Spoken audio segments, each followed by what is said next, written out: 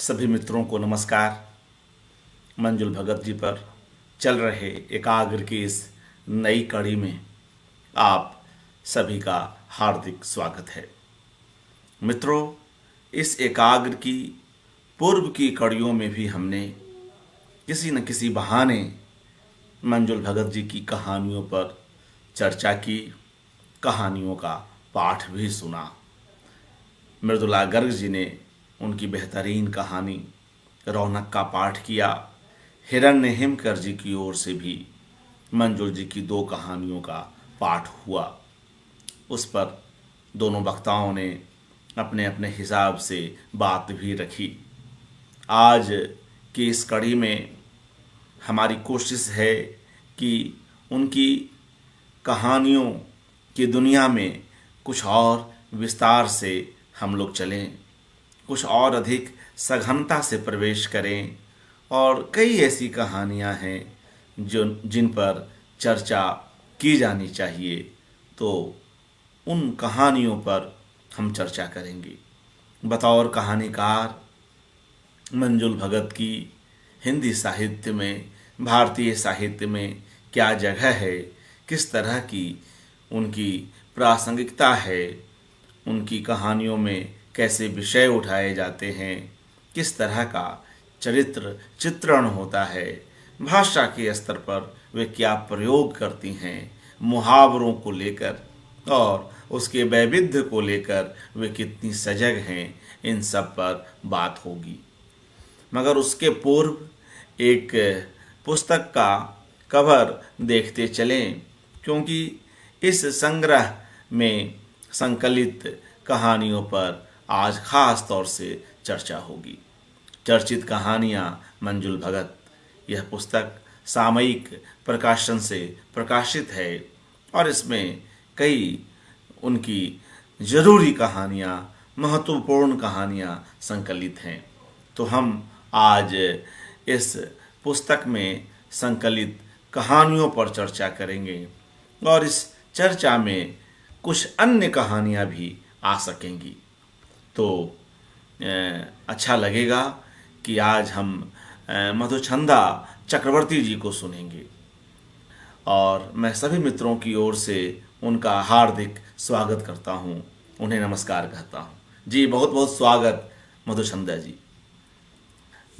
मित्रों, डॉक्टर मधुछंदा चक्रवर्ती जी लिखती रही हैं, पढ़ाती रही हैं और आजकल बंगलोर में हैं, कर्नाटक में हैं। और इनका एक आलेख इनकी कहानियों पर पहले से ही उपलब्ध है। उस बहाने इनसे संपर्क हुआ और फिर हम इनकी मेहनत को लगातार देखते रहे। इस बीच ये अस्वस्थ भी हुई, मगर उसके बावजूद आज के इस कार्यक्रम के लिए इन्होंने अपनी तैयारी नहीं रोकी और लगातार उनकी कहानियों पर अपने तई कुछ न कुछ काम करती रही। मैं इन्हें बुलाने से पूर्व चर्चित कहानियां जिस संग्रह को अभी आपने, जिसके कवर पेज को अभी आपने देखा, उसमें मंजुल भगत अपनी भूमिका में क्या लिखती हैं, इस पर कुछ बात कर लें। उनकी भूमिका के कुछ एक अंशों को यहाँ पर रख लें। इसके बाद हम मधुछंदा जी को सुनेंगे। मैं 1-2 अंश यहाँ पर रखता हूँ। मंजुल भगत अपनी इस भूमिका में लिखती हैं, मैं कोट कर रहा हूँ, साहित्यकार होने से पूर्व लेखक केवल व्यक्ति होता है। पुराने सांचों से बाहर झांक कर, लीक से हटकर वह देखता है। उसके पास अनेक विकल्प हैं, उनमें से किसी एक को चुन पाना उसके अपने हाथ में है। उसे अपने अस्तित्व की चिंता होती है कि भीड़ में कहीं उसकी पहचान गुम न हो जाए। उसे मृत्यु का भय भी सता सकता है। केवल शारीरिक स्तर पर मर जाने का भय नहीं, भुलाए जाने और कुछ भी सार्थक न कर पाने का भय। सलमान रश्दी ने कहा है, the process of dying continues after death as one is gradually forgotten. परंतु जहाँ मृत्यु निश्चित है वहाँ हमारा यह होना जीना भी तो निश्चित है, और अपने इस होने जीने का प्रमाण वह छोड़ जाना चाहता है। कला, साहित्य और कुछ भी नहीं व्यक्ति के होने जीने का सार्थक प्रमाण भर है। व्यक्ति की विरहत्तर आत्म परिभाषा है, सर्वग्रासी शून्य में विलीन, कुछ नहीं भर रह जाने की विपरीत एक हरकत भर कह लीजिए। इस तरह से अपनी भूमिका के इस हिस्से में मंजुल भगत व्यक्ति बनाम रचनाकार की बात करती हैं। रचनाकार की जो छटपटाहट है उसे किस तरह व्यक्त होना है, उसे किस तरह अपनी पहचान बनानी है, अपने दुख दर्द को, अपनी खुशियों को किस तरह बयान करना है, किस तरह अपने जीवनानुभवों को किसी न किसी शब्द रूप में ढालने की कोशिश करनी है। ये तमाम चीज़ें हम मंजुल भगत जी में देखते हैं और कई अन्य रचनाकारों में भी। जो भी सजग रचनाकार है, प्रतिबद्ध रचनाकार है, उसमें हमें ये विशेषताएं तो मिलती ही हैं। तो आइए हम मधुचंदा जी के पास चलते हैं और उनसे अनुरोध करते हैं कि वे मंजुल भगत की कहानियों पर अपनी बात आरंभ करें। जी मधुचंदा जी, स्वागत। जी, अर्पण कुमार सर जी, आपका बहुत बहुत धन्यवाद। आपने मुझे इस मंच पर मुझे मंजुल भगत जी की कहानियों पर अपना वक्तव्य रखने का आपने मौका दिया, और मैं पूरी कोशिश करूंगी कि मंजुल भगत जी की कहानियां जो मैंने पढ़ी है और उसके बाद मेरे मन में जो विचारधारा आई है उसको मैं बहुत ही सरलता के साथ आपके सामने और सभी श्रोताओं के सामने प्रस्तुत कर सकूं। और मंजुल भगत जी की कहानियों पर बोलने से पहले मैं ये कहना चाहूंगी कि अक्सर हम ये सुनते हैं कि ये आरोप भी लगा, महिला कहानीकार होने के कारण ये तो महिला है इसलिए महिलाओं के प्रति ही जो है इसकी संवेदना रहेगी, लेकिन ऐसा नहीं है। अक्सर मंजुल भगत जी की कहानियां पढ़ने पर तो ऐसा बिल्कुल नहीं लगता, क्योंकि उनकी कहानियां जो है नारी को केंद्रित करके लिखी गई है, लेकिन इसमें उन्होंने पुरुष पात्र हो या कोई जो है छोटे बच्चे हो, उन सबको भी जो है उन्होंने जो है उनके संपूर्ण रूप में अपनी कहानियों में प्रस्तुत किया है। मंजुल भगत जी की कहानियां पढ़ने का मुझे सबसे पहले अवसर जो है मुझे तब मिला जब मैं अपने कॉलेज में हमारे पाठ्यक्रम को तैयार करने के लिए जो है तैयारी कर रही थी। हमारे कॉलेज का तब नियम था कि हर 3 साल में जो है किताब बदली जाए और उसमें नई कहानियां, नए निबंध इत्यादि रखे जाए। तो अक्सर तो कई सारे कहानीकारों की कहानियां हम पढ़ चुके थे, तो मेरे मन में आया कि चलिए महिला कहानीकार यदि कोई है तो उनकी रचनाएं यदि हम रखेंगे तो ज्यादा अच्छा रहेगा। तो इस सिलसिले में जब मैंने मंजुल भगत जी की रचनाएं पढ़नी शुरू की तो मुझे सच में उनकी कहानियों ने मुझे दिल तक छू लिया। एक तरफ जब उनकी रचनाएं पढ़ती जा रही थी और दिल में गुदगुदाहट सी हो रही थी, क्योंकि उनकी कई कहानियां ऐसी हैं जो पढ़ते पढ़ते जो है हंसाती हैं, कई कहानियां ऐसी हैं जो आप बिल्कुल मतलब पढ़ते ही जाए और अंत में जाकर के आप जो है रुक से जाए और सोचने पर मजबूर हो जाए कि इस कहानी में जो चीजें उन्होंने बयां की है क्या वास्तव में इस प्रकार से होता है। और इस तरह से उनकी कई कहानियां मैंने पढ़ी और फिर मैंने अपना पहला आलेख मैंने लिखा। हालांकि मैंने उनके इस पर भाषा शिल्प पर मैंने काम किया, क्योंकि उनकी रचनाओं में ये एक और विशेषता है कि जब वो अपने कहानी के किसी पात्र को प्रस्तुत करती है तो पात्र के बारे में जब वो बताती है तब भी उनके शब्द बड़े सुंदर और ऐसे शब्द वो चयन करती हैं जिसका कोई दूसरा ऑप्शन हो ही नहीं सकता।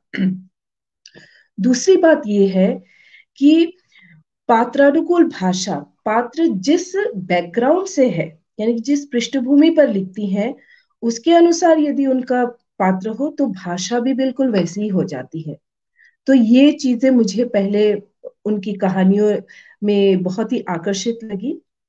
उसके बाद जब मैंने चर्चित कहानियां पुस्तक मंगवाई और इसे मैंने पढ़ना शुरू किया, तो इसकी एक एक कहानी जो है एक अलग जो है हम प्रश्न, एक अलग विषय, एक अलग तरीके से जो है हमारे सामने प्रस्तुत करती है। और साथ ही हमारे समाज में जो रिश्ते हैं, जो स्त्री पुरुष के जो रिश्ते हैं, उन पर भी जो है प्रकाश डालती है। हमारे समाज में स्त्री और पुरुष के जो रिश्ते हैं वो कई मानकों में आते हैं, कई मायने में। जैसे कि माँ और बेटी का संबंध, पति पत्नी का संबंध, भाई बहन का संबंध, पिता और बेटी का संबंध, चाचा और भतीजी का संबंध, ससुर और बहू का संबंध, सास बहू का संबंध, और बहन और बहन का संबंध, भाई भाई में संबंध, और पिता और पुत्र में संबंध। इस प्रकार के कई सारे संबंध जो है हमारे समाज में है, और इन्हीं संबंधों के इर्द गिर्द ही हमारा जीवन जो है चलता है।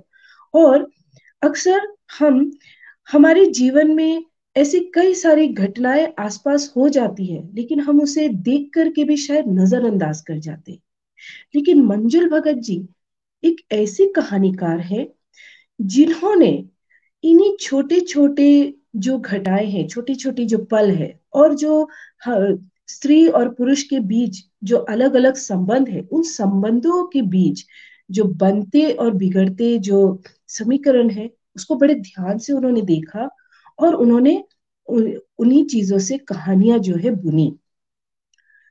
सबसे पहले मैं बात करना चाहूंगी दूध कहानी पर, जो कि इनकी चर्चित कहानियों में सबसे पहली कहानी है। ये कहानी जो है तनु और मयंक नामक जो है पति पत्नी की कहानी है। तनु के जीवन में एक बहुत बड़ी घटना घट गई है। उसका एक नवजात शिशु जो है केवल 6 महीने में ही उसका जन्म हो गया, और जन्म के आधे घंटे बाद ही उसकी मृत्यु भी हो गई। एक माँ के लिए कितना दुखद रहा होगा, जिसका एक शिशु जो पूरी तरह से पेट पे बन चुका था, जिसको और 3 महीने वो पालती और फिर और 3 महीने बाद वो पीड़ा सहन करके उसे जन्म देती, और उसकी किलकारियां, उसके रोने की आवाज जो है वो उसे अपना सकती थी। लेकिन वो सब ना हो सका, और वो बच्चा जो है जन्म लेने के बाद बिना रोए ही सांस लेने के लिए काफी देर तक तड़पता रहा, और फिर जो है उसकी मृत्यु हो गई। और उधर हम देखते हैं कि यहाँ पर मंजुल भगत जी ने ये दिखाया है कि मयंक जो है उसे शराब का नशा भी है। तनु बच्चे की मृत्यु के बाद गंभीर रूप से बीमार हो जाती है। मयंक जो है अपनी पत्नी के इलाज के लिए व्यवस्था करता है। सक्सेना नाम का जो कंपाउंडर है वो उसके घर आता है, आकर के उसे रोज सुइयां लगा जाता है और उसे दवाई खिला जाता है, और तनु की देखभाल हो जाती है। लेकिन वही हम देखते हैं कि मयंक, उसे अपने बच्चे की मृत्यु का दुख तो है, लेकिन उससे कहीं अधिक जो है नशा उसे शराब का है।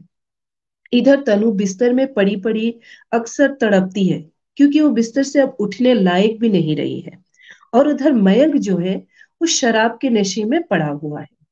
घर का एक नौकर है, जगदीश, जो अपनी मालकिन के दुख से दुखी है। यहाँ पर हम देखते हैं कि स्त्री और पुरुष के संबंध में देखिए नौकर और मालकिन का भी रिश्ता। नौकर जो है वो अपनी मालकिन के दुख से काफी दुखी है, लेकिन कहानी जैसे जैसे आगे बढ़ती है हम यहाँ पर ये भी देखते हैं, मंजुल भगत जी ने ये भी दिखाया है कि कैसे नौकर जो है वो मयंक की शराब के नशे से जो है काफी चिढ़ा हुआ है। मयंक अक्सर जो है वो आराम कुर्सी पर पड़ा रहता है, या फिर तनु के कमरे में उसके बिस्तर पर शराब का नशा करके जो है वो पड़ा रहता है। और कई बार जो है उसके लिए जो है भोजन भी बनाया जाता है, लेकिन वो शराब के नशे में इतना जो है पड़ा रहता है कि वो जो है भोजन तक नहीं करता। तो ऐसे में क्या हो जाता है कि यहाँ पर तनु अपने दुख से दुखी है, और मयंक जो है वो नशे में पड़ा हुआ है। तो एक प्रकार का बिखराव यहाँ पर दिखाया है। लेकिन कहानी यहाँ पर खत्म नहीं होती। हम ये देखते हैं कि कहानी में जो है मंजुल भगत जी ने किस प्रकार से इसे आगे बढ़ाया है, और किस प्रकार से एक सकारात्मक जो है पथ की ओर ले गई है।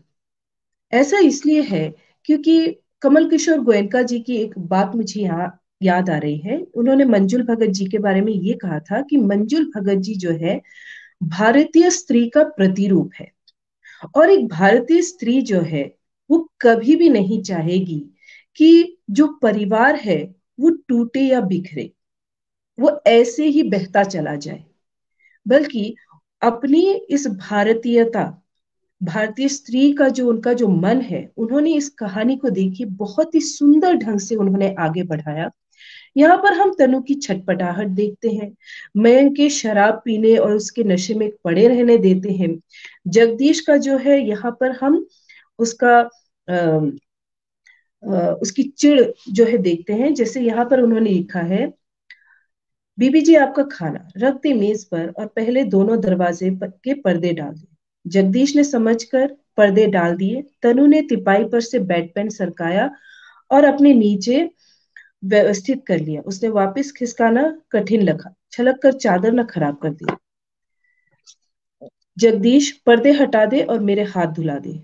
आवाज में उम्र का बड़कपन लाकर भी तनु नौकर से बोलती है, जिससे बिस्तर पर पड़ी अवश पड़ी तनु के सम्मुख वो अपने को छोटा बच्चा सा महसूस कर सके। हाथ धुलाते हुए जगदीश को बीबी जी पर अता दया हो आई, बेचारी पड़ी पड़ी घुल रही। तो यहाँ पर देखते हैं कि एक जो है जगदीश एक मामूली सा नौकर है, लेकिन इसके बावजूद भी उसके मन में अपने मालकिन के प्रति जो है कहीं ना कहीं एक सॉफ्ट कॉर्नर है। और उसके बाद जो है कहानी में कंपाउंडर साहब की जो है एंट्री होती है। सक्सेना उनका नाम है। ये कंपाउंडर है और काफी जो है हंसी खुशी के साथ जो है वो कमरे में घुसते हैं, और फिर तनु जी को जो है सुइयां लगाते हैं। तनु जी से बातचीत करने की कोशिश करते हैं। वो पुरानी कहानियों के उदाहरण भी जो है देते हैं। अक्सर उनसे पूछते हैं, आपने सावित्री और सत्यवान की कहानी पढ़ी, आपने वो फलाना कहानी पढ़ी, और कुछ ना कुछ ऐसी बातें कर जाते हैं कि तनु जो है वो हंसने लगती है। ये भी स्त्री पुरुष के संबंध का एक और नया अंग है। सक्सेना जो है एक कंपाउंडर है। वो जो है तनु के घर इसलिए आता है ताकि तनु को वो जो है दवाइयां दे सके, सुई लगा सके और उसे भोजन करा सके, क्योंकि तनु बीमार है। लेकिन सक्सेना केवल कंपाउंडर बन करके नहीं, बल्कि वो अपने मरीजों को जिनकी वो देखभाल करता है, उनको केवल तन से स्वस्थ करने के लिए वो नहीं आता दिखाई देता, बल्कि वो मन से करने के लिए वो आता है। और फिर धीरे धीरे जो है कहानी में एक रोचक मोड़ आने लगता है। सक्सेना जो है वो धीरे धीरे तनु को उठकर बैठाना और चलने में मदद करता है, और तनु जो है वो चलने फिरने में जो है वो पूरी तरह से ठीक हो जाती है, स्वस्थ हो जाती है। उसके बाद एक दिन अचानक जो है सक्सेना मयंक से मिलने आता है। इस बीच जो है कहानी के इर्द गिर्द जो है यहाँ पर मंजुल भगत जी दिखाती है कि मयंक जो है वो सक्सेना को अक्सर यमदूत कह करके बुलाता था, जो ये बात जो है तनु को बिल्कुल पसंद नहीं आती है। मयंक उसे यमदूत क्यों बुलाता था, ये तो मयंक के मन की बात थी। और मधुचंदा जी, मधुचंदा जी, जी ये जी इंटरनेट की स्पीड कम होने से कुछ दिक्कत आ रही है। आपका चेहरा फ्रीज हुआ है, हालांकि आवाज तो आ रही है। तो आप एक बार वाईफाई को भी ऑन कर लें, और तब तक मैं उनकी भूमिका से एक और अंश पढ़ लेता हूं। तब तक आप वाईफाई को ऑन कर लें। जी मित्रों, जब तक कि मधुचंदा जी पुनः अपने वाईफाई को ठीक कर लें, एक अंश चर्चित कहानियाँ संग्रह जो है इसकी भूमिका से मैं रखता हूँ। यह भूमिका स्वयं रचनाकार द्वारा लिखित भूमिका है। शुरू में भी हमने इसका एक अंश पढ़ा था, एक अंश और पढ़ता हूँ कि स्वयं मंजुल भगत अपने रचनाकार को लेकर क्या सोचती हैं और जो लेखक लोग हैं, जो सर्जक लोग हैं, इनकी अपनी यात्रा किस तरह की होती है। तो कई विषयों पर वे बातचीत यहाँ करती हैं, ख़ास तौर से इस भूमिका में। तो मैं एक हिस्सा और पढ़ता हूँ और उसके बाद हम वापस मधुचंदा जी के पास चलेंगे। मैं यहाँ पर कुछ और नहीं, उस हिस्से को पढ़ता हूँ जहाँ उनकी कहानियों के संदर्भ आते हैं, क्योंकि आज की यह कड़ी मंजुल भगत जी की कहानियों पर हो रही चर्चा के लिए डेडिकेटेड है, समर्पित है। मंजुल जी लिखती हैं, मेरी कुछ कहानियों को आलोचकों ने आधुनिकता बोध की कहानियां कहा है, जैसे खाली तारीख। नायक एक अत्यधिक सुविधा संपन्न, व्यस्त गोल्फ खेल का प्रेमी है। उसकी परिवेशगत विशिष्ट विवशताएं हैं। बुसे हुए संबंध, चिटकन और अलगाव के बीच रहकर डायरी में दर्ज व्यस्तताओं में कहीं जीवन के अर्थ की खोज है। मरने की जगह अथवा डेडलाइन एक बहुआयामी कहानी है।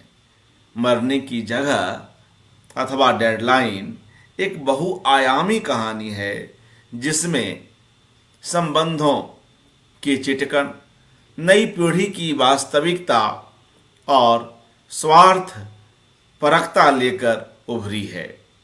साथ ही मृत्यु की कगार पर वृद्धावस्था की लाचार समझौता परस्त नियति। मंजुल आगे लिखती हैं, नालायक बहू कहानी की नायिका मध्यवर्गीय, शिक्षिता, सचेतन, सबल नारी है, जो अपने दीनहीन पति की हीन ग्रंथि को न केवल समझती झेलती है, उसे संबल भी देती है। यह नायिका राजधानी की देन है, जहां पर मेरी संपूर्ण शिक्षा व रिहाइश हुई है। वे अपने इसकी बात करती हैं कि लेखक का जो अपना परिवेश होता है, उस परिवेश में वह कैसे अलग अलग पात्रों से मिलता है। इसकी बात मधुचंदा जी, कोशिश कीजिए कि आप आ जाएं। डॉक्टर मधुचंदा जी, एक बार कोशिश कीजिए कि आप जुड़ जाएं। और इसी तरह से मैं मंजुल भगत जी की इस भूमिका से एक और अंश पढ़ता हूं।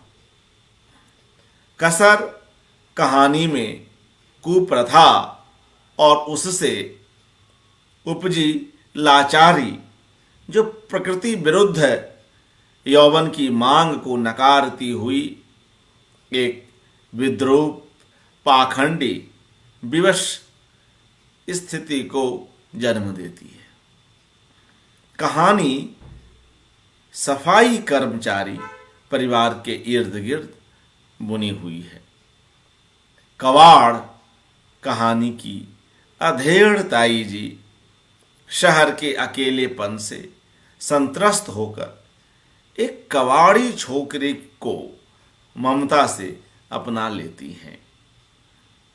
छोटा डॉक्टर एक बहुत बड़े और महत्वपूर्ण सरकारी अस्पताल के जंगल में बड़े डॉक्टरों की निर्दयी अवहेलना और बदहवास मजतूम मरीजों की कातर रेल पेल के बीच पिसे कुचले एक मरीज की कहानी है।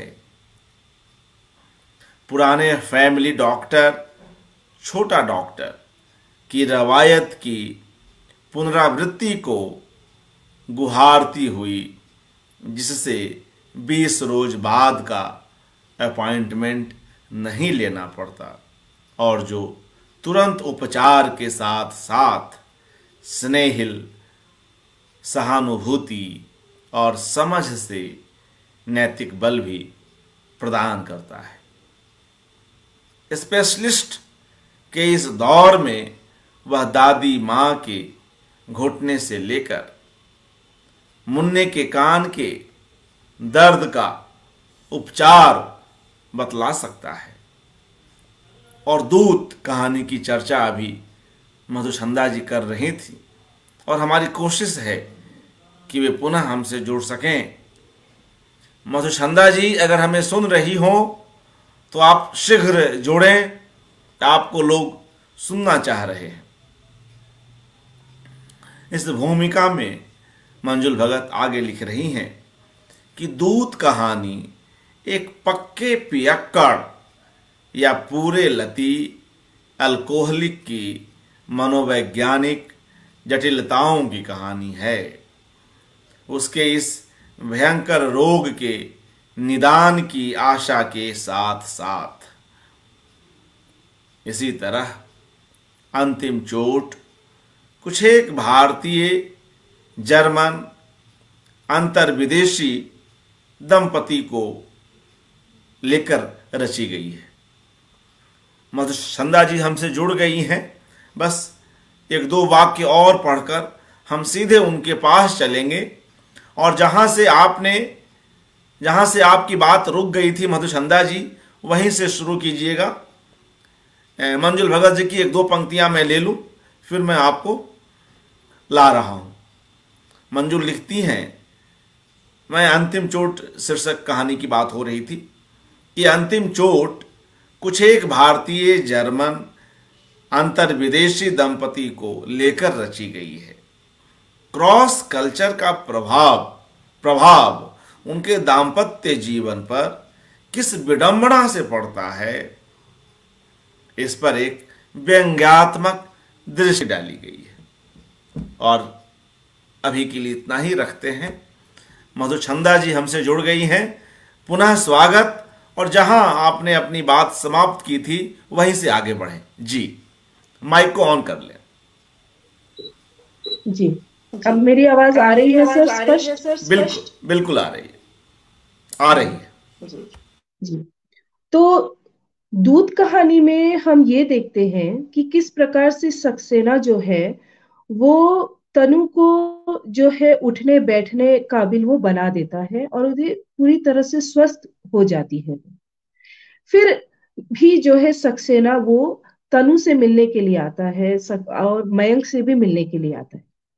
एक दिन जो है दोपहर के वक्त जब तनु रसोई का काम कर रही थी तो उस समय सक्सेना जो है वो आया और फिर तनु के मन में ये बात आई कि ये यहाँ किस लिए आया है।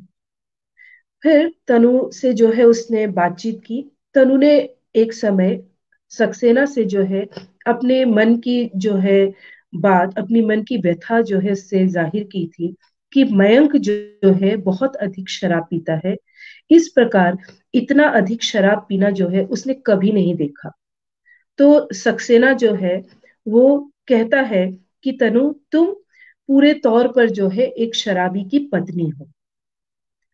फिर उसी दिन जो है सक्सेना मयंक से जो है वो बातचीत करता है और फिर वो जो है मयंक से अपने नशे के बारे में बात करता है। मयंक से वो कहता है कि वो भी कभी जो है शराबी हुआ करता था। उसके भी इतना अधिक नशा था कि वो, उसके पिता जब उसे कपड़े सिलवाने के लिए पैसे देते थे तो उन पैसों की भी वो शराब पी जाता था। फिर जो है घर में पिताजी जो है उसको जो है किसी तरह से डांटते थे, फटकारते थे। माँ का जो है रोना बिलखना चलता था। और रिश्तेदारों की जो है तरफ से जो है उसे बुलवाया जाता था, उसको बातचीत करके उसको समझाया जाता था। और फिर जो है उसकी शादी की बात तय हो जाती है और फिर वो शादी भी कर लेता है। तो देखिए यहाँ पर मंजुल भगत जी ने देखिए किस प्रकार से केवल और केवल एक पैराग्राफ में जो है एक शराबी के साथ एक स्त्री की जिंदगी किस प्रकार से बीतती है उसे यहाँ पर उन्होंने दर्शाया है। और किस्मत देखिए कि भगवान ने उसके पल्ले मुझसा तूफान बांध दिया, जो चलता तो रौंदता हुआ, बोलता तो जख्म दे देता, सोता तो मुर्दा हो जाता। फिर चाहे घर में आग लगे, सोकर जागता तो फिर पका पकाया भोजन भी किसी को खाना नसीब नहीं होता। कभी कभी मैं अपने पत्नी का दुख मुलतवी करने के लिए वायदा कर देता कि कल से नहीं पीऊंगा। वो अपना रोना अदबी छोड़ सो जाती। मैं चुपचाप उठकर बोतल में समूचा उतर जाता और चाहता कि कोई बस ऊपर से शराब और शराब उड़ेलता रहे और शराब में नहाया अघाया डूबा रहूं। जाने क्यों हमारे दो बच्चे भी हो गए, जिन्हें वो नॉर्मल सी चाहने वाली लड़की मारने पीटने लगी। तो यहाँ पर मंजुल भगत जी ने जो है समाज की एक ऐसी कड़वी सच्चाई को प्रस्तुत किया है। और आज भी हमारे समाज में इस तरह के कई उदाहरण देखने को मिलते हैं, जहां पर पति शराब के नशे में सराबोर होकर के वो घर पर जो है या तो पड़े रहते हैं या फिर पत्नी के साथ मारपीट करते हैं या बच्चों के साथ मारपीट करते हैं। कई बार यदि थोड़ी सी अगर घर में झगड़े हो जाए, गिल्ट आ जाए, तो वो कहते हैं कि कल से नहीं पीऊंगा, लेकिन वही शराब की एक हल्की सी जो है बूंद भी जो है उनको फिर से उसी नशे में डुबा देती है। लेकिन फिर जो है धीरे धीरे जो है मयंक जो है वो सक्सेना की बातों को सुन करके जो है भौचक्का रह जाता है, वो कक्का बक्का रह जाता है, उसको मुंह खुला रह जाता है। फिर वो धीरे धीरे जो है बताता है कि उसने पिछले 10 सालों से शराब की एक बूंद भी नहीं पी। अचानक ये नशा कैसे छूट गया। और फिर जो है वो मयंक को ये बात बतलाकर जो है कहीं ना कहीं मयंक के मन में जो है वो अपनी बात बिठा देता है। मयंक भी कई बार वो सोचता है कि वो शराब नहीं पिएगा, लेकिन फिर अचानक जो है वो किसी ना किसी बात से जो है वो अ, फिर से शराब पीने लगता है। फिर धीरे धीरे कहानी में एक दिन और आगे बढ़ती है। यहाँ पे दिन के हिसाब, यहाँ पर दिन भी बताया गया है, तो धीरे धीरे जो है फिर कहानी आगे बढ़ती है। और सक्सेना जो है वो अ, तनु से एक दिन कहता है कि तुम मयंक को लेकर जो है अस्पताल आ जाना, वहां आना, और मेरे तरह बहुत सारे लोग मिलेंगे, उनके साथ हम बातचीत करेंगे। लेकिन जिस रोज जाने की बात तय होती है उस रोज जो है तनु नहीं जाती। वो घर पर ही इधर से उधर जो है वो बातचीत कर रही, इधर से उधर टहल रही होती है। और फिर सक्सेना स्वयं आ जाता है। और जब सक्सेना स्वयं आता है तो वो मयंक को अपने साथ उस दिन हॉस्पिटल ले जाता है। और हॉस्पिटल में जो है वहां पर वो उन लोगों से मिलवाता है जो लोग भी शराब के नशे में जो है धुत थे, और कैसे वो लोग आपस में एक रिहैब जो है वहां पर वो ले जाता है, जहां पर वो लोग आपस में एक दूसरे से बातचीत करते हैं, अपने अपने नशे के बारे में लोगों के सामने जो है अपनी बात स्वीकार करते हैं, और धीरे धीरे जो है ये नशा जो है उनका छूट जाता है। मगर यहाँ पर कहानी जो है एक रोचक मोड़ पर आकर के अंत हो जाती है।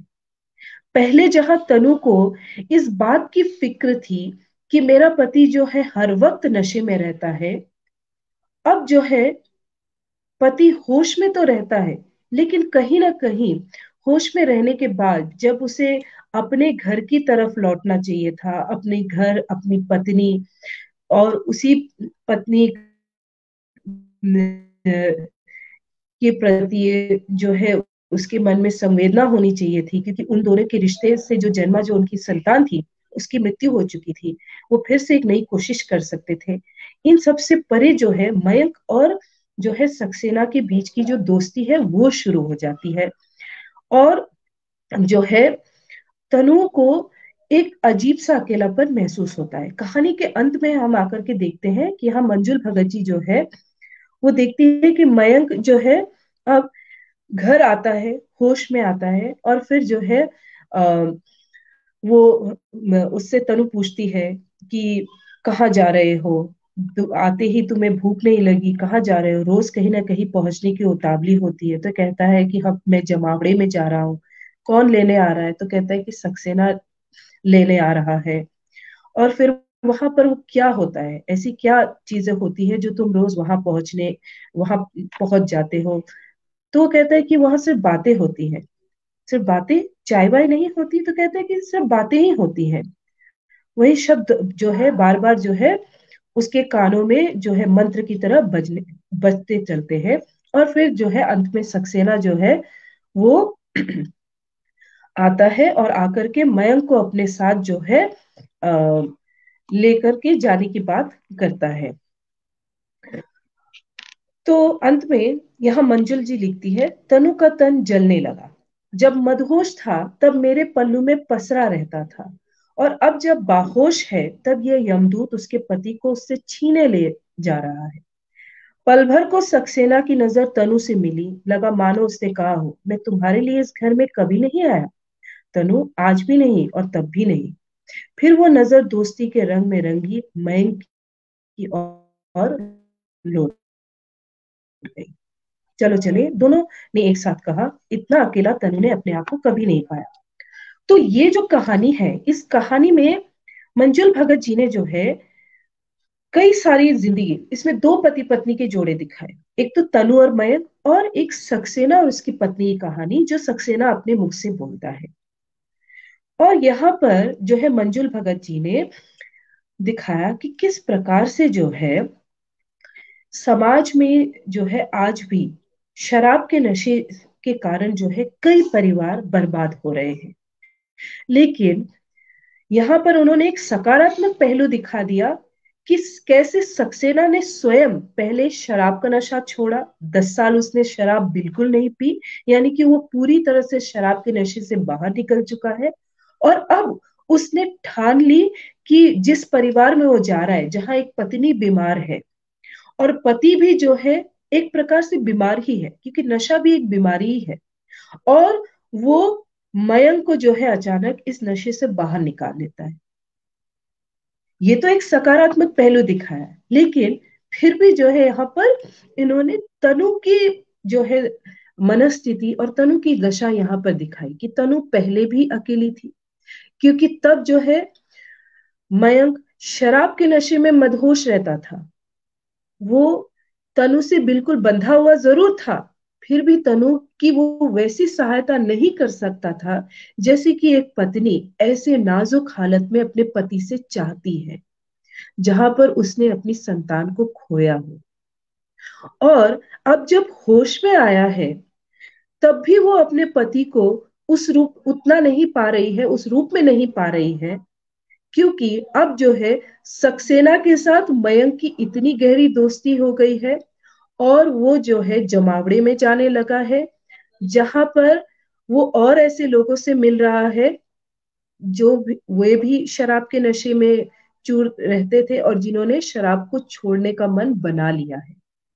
तो ये कहानी हमें जो है हमारे सामने कई सारे प्रश्न और कई सारे विचारों को रखती है।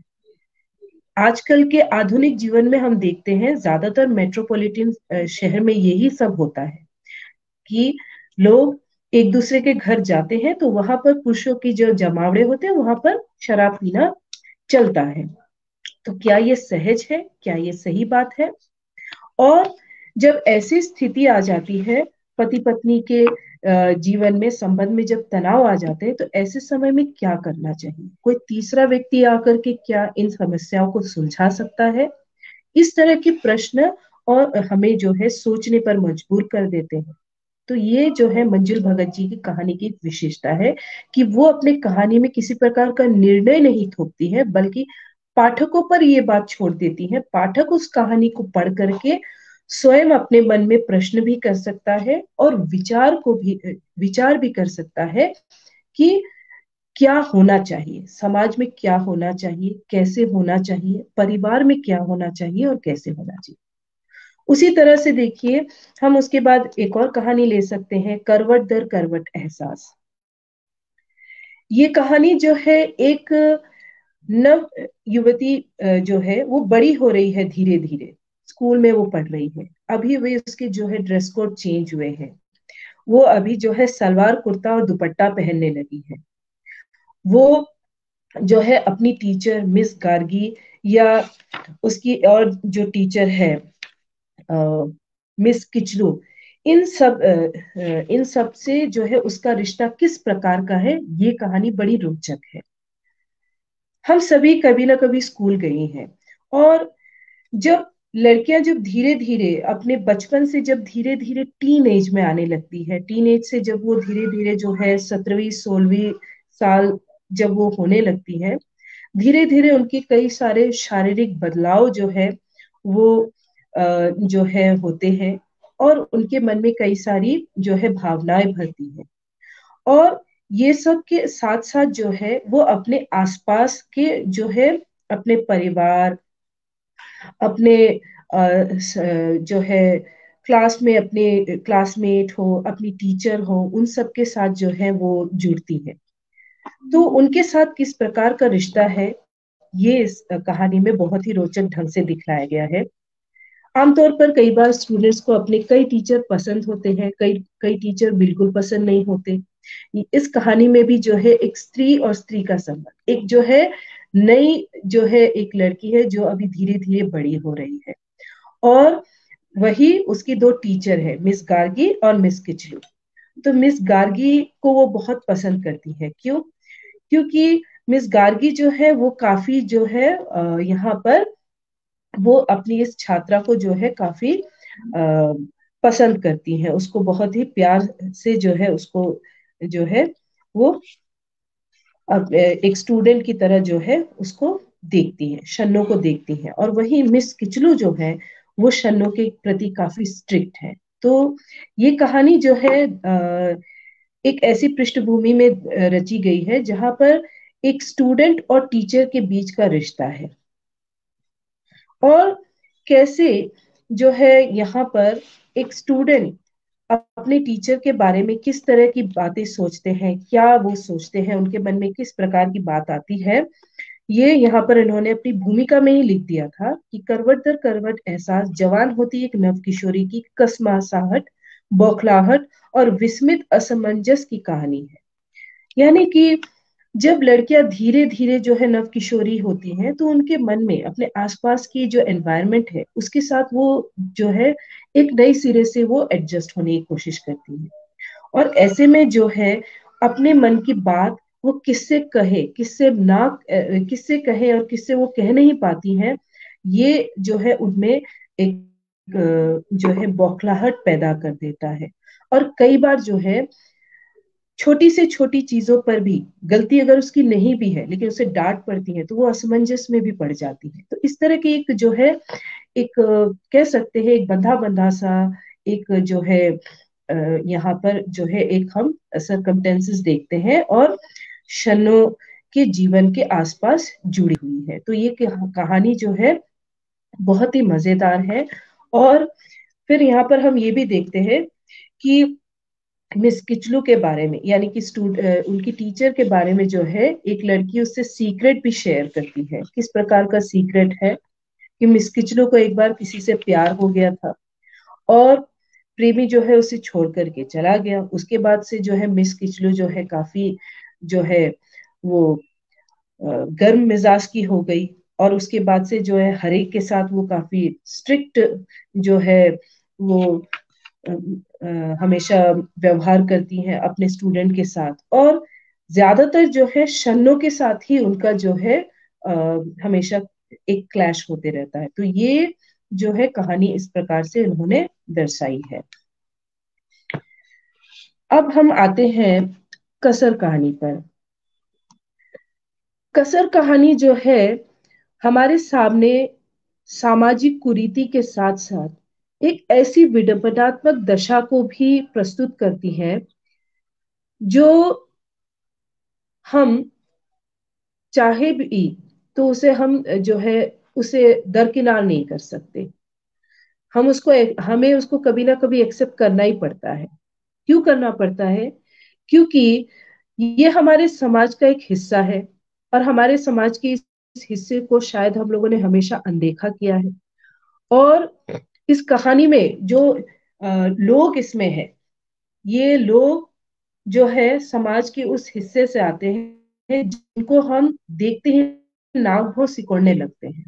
कसर कहानी एक जो है ये दरअसल एक जमादार परिवार की कहानी है।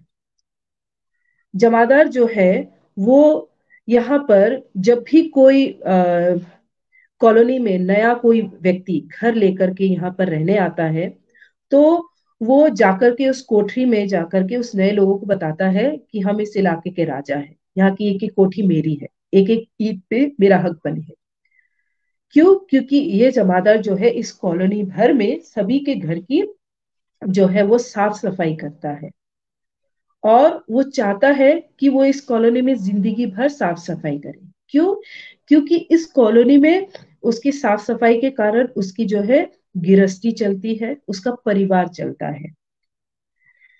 नलिनी जो है वो इस जो है जमादार की इस कॉलोनी में नई नई जो है वो रहने आई है, और जमादार जो है वो उसे अपने बारे में बता रहा है, यहाँ पर जो है मेरा ही राज चलता है, मैं ही जमादार हूं, और मेरे होते हुए आप कोई दूसरा जमादार नहीं ला सकते हैं।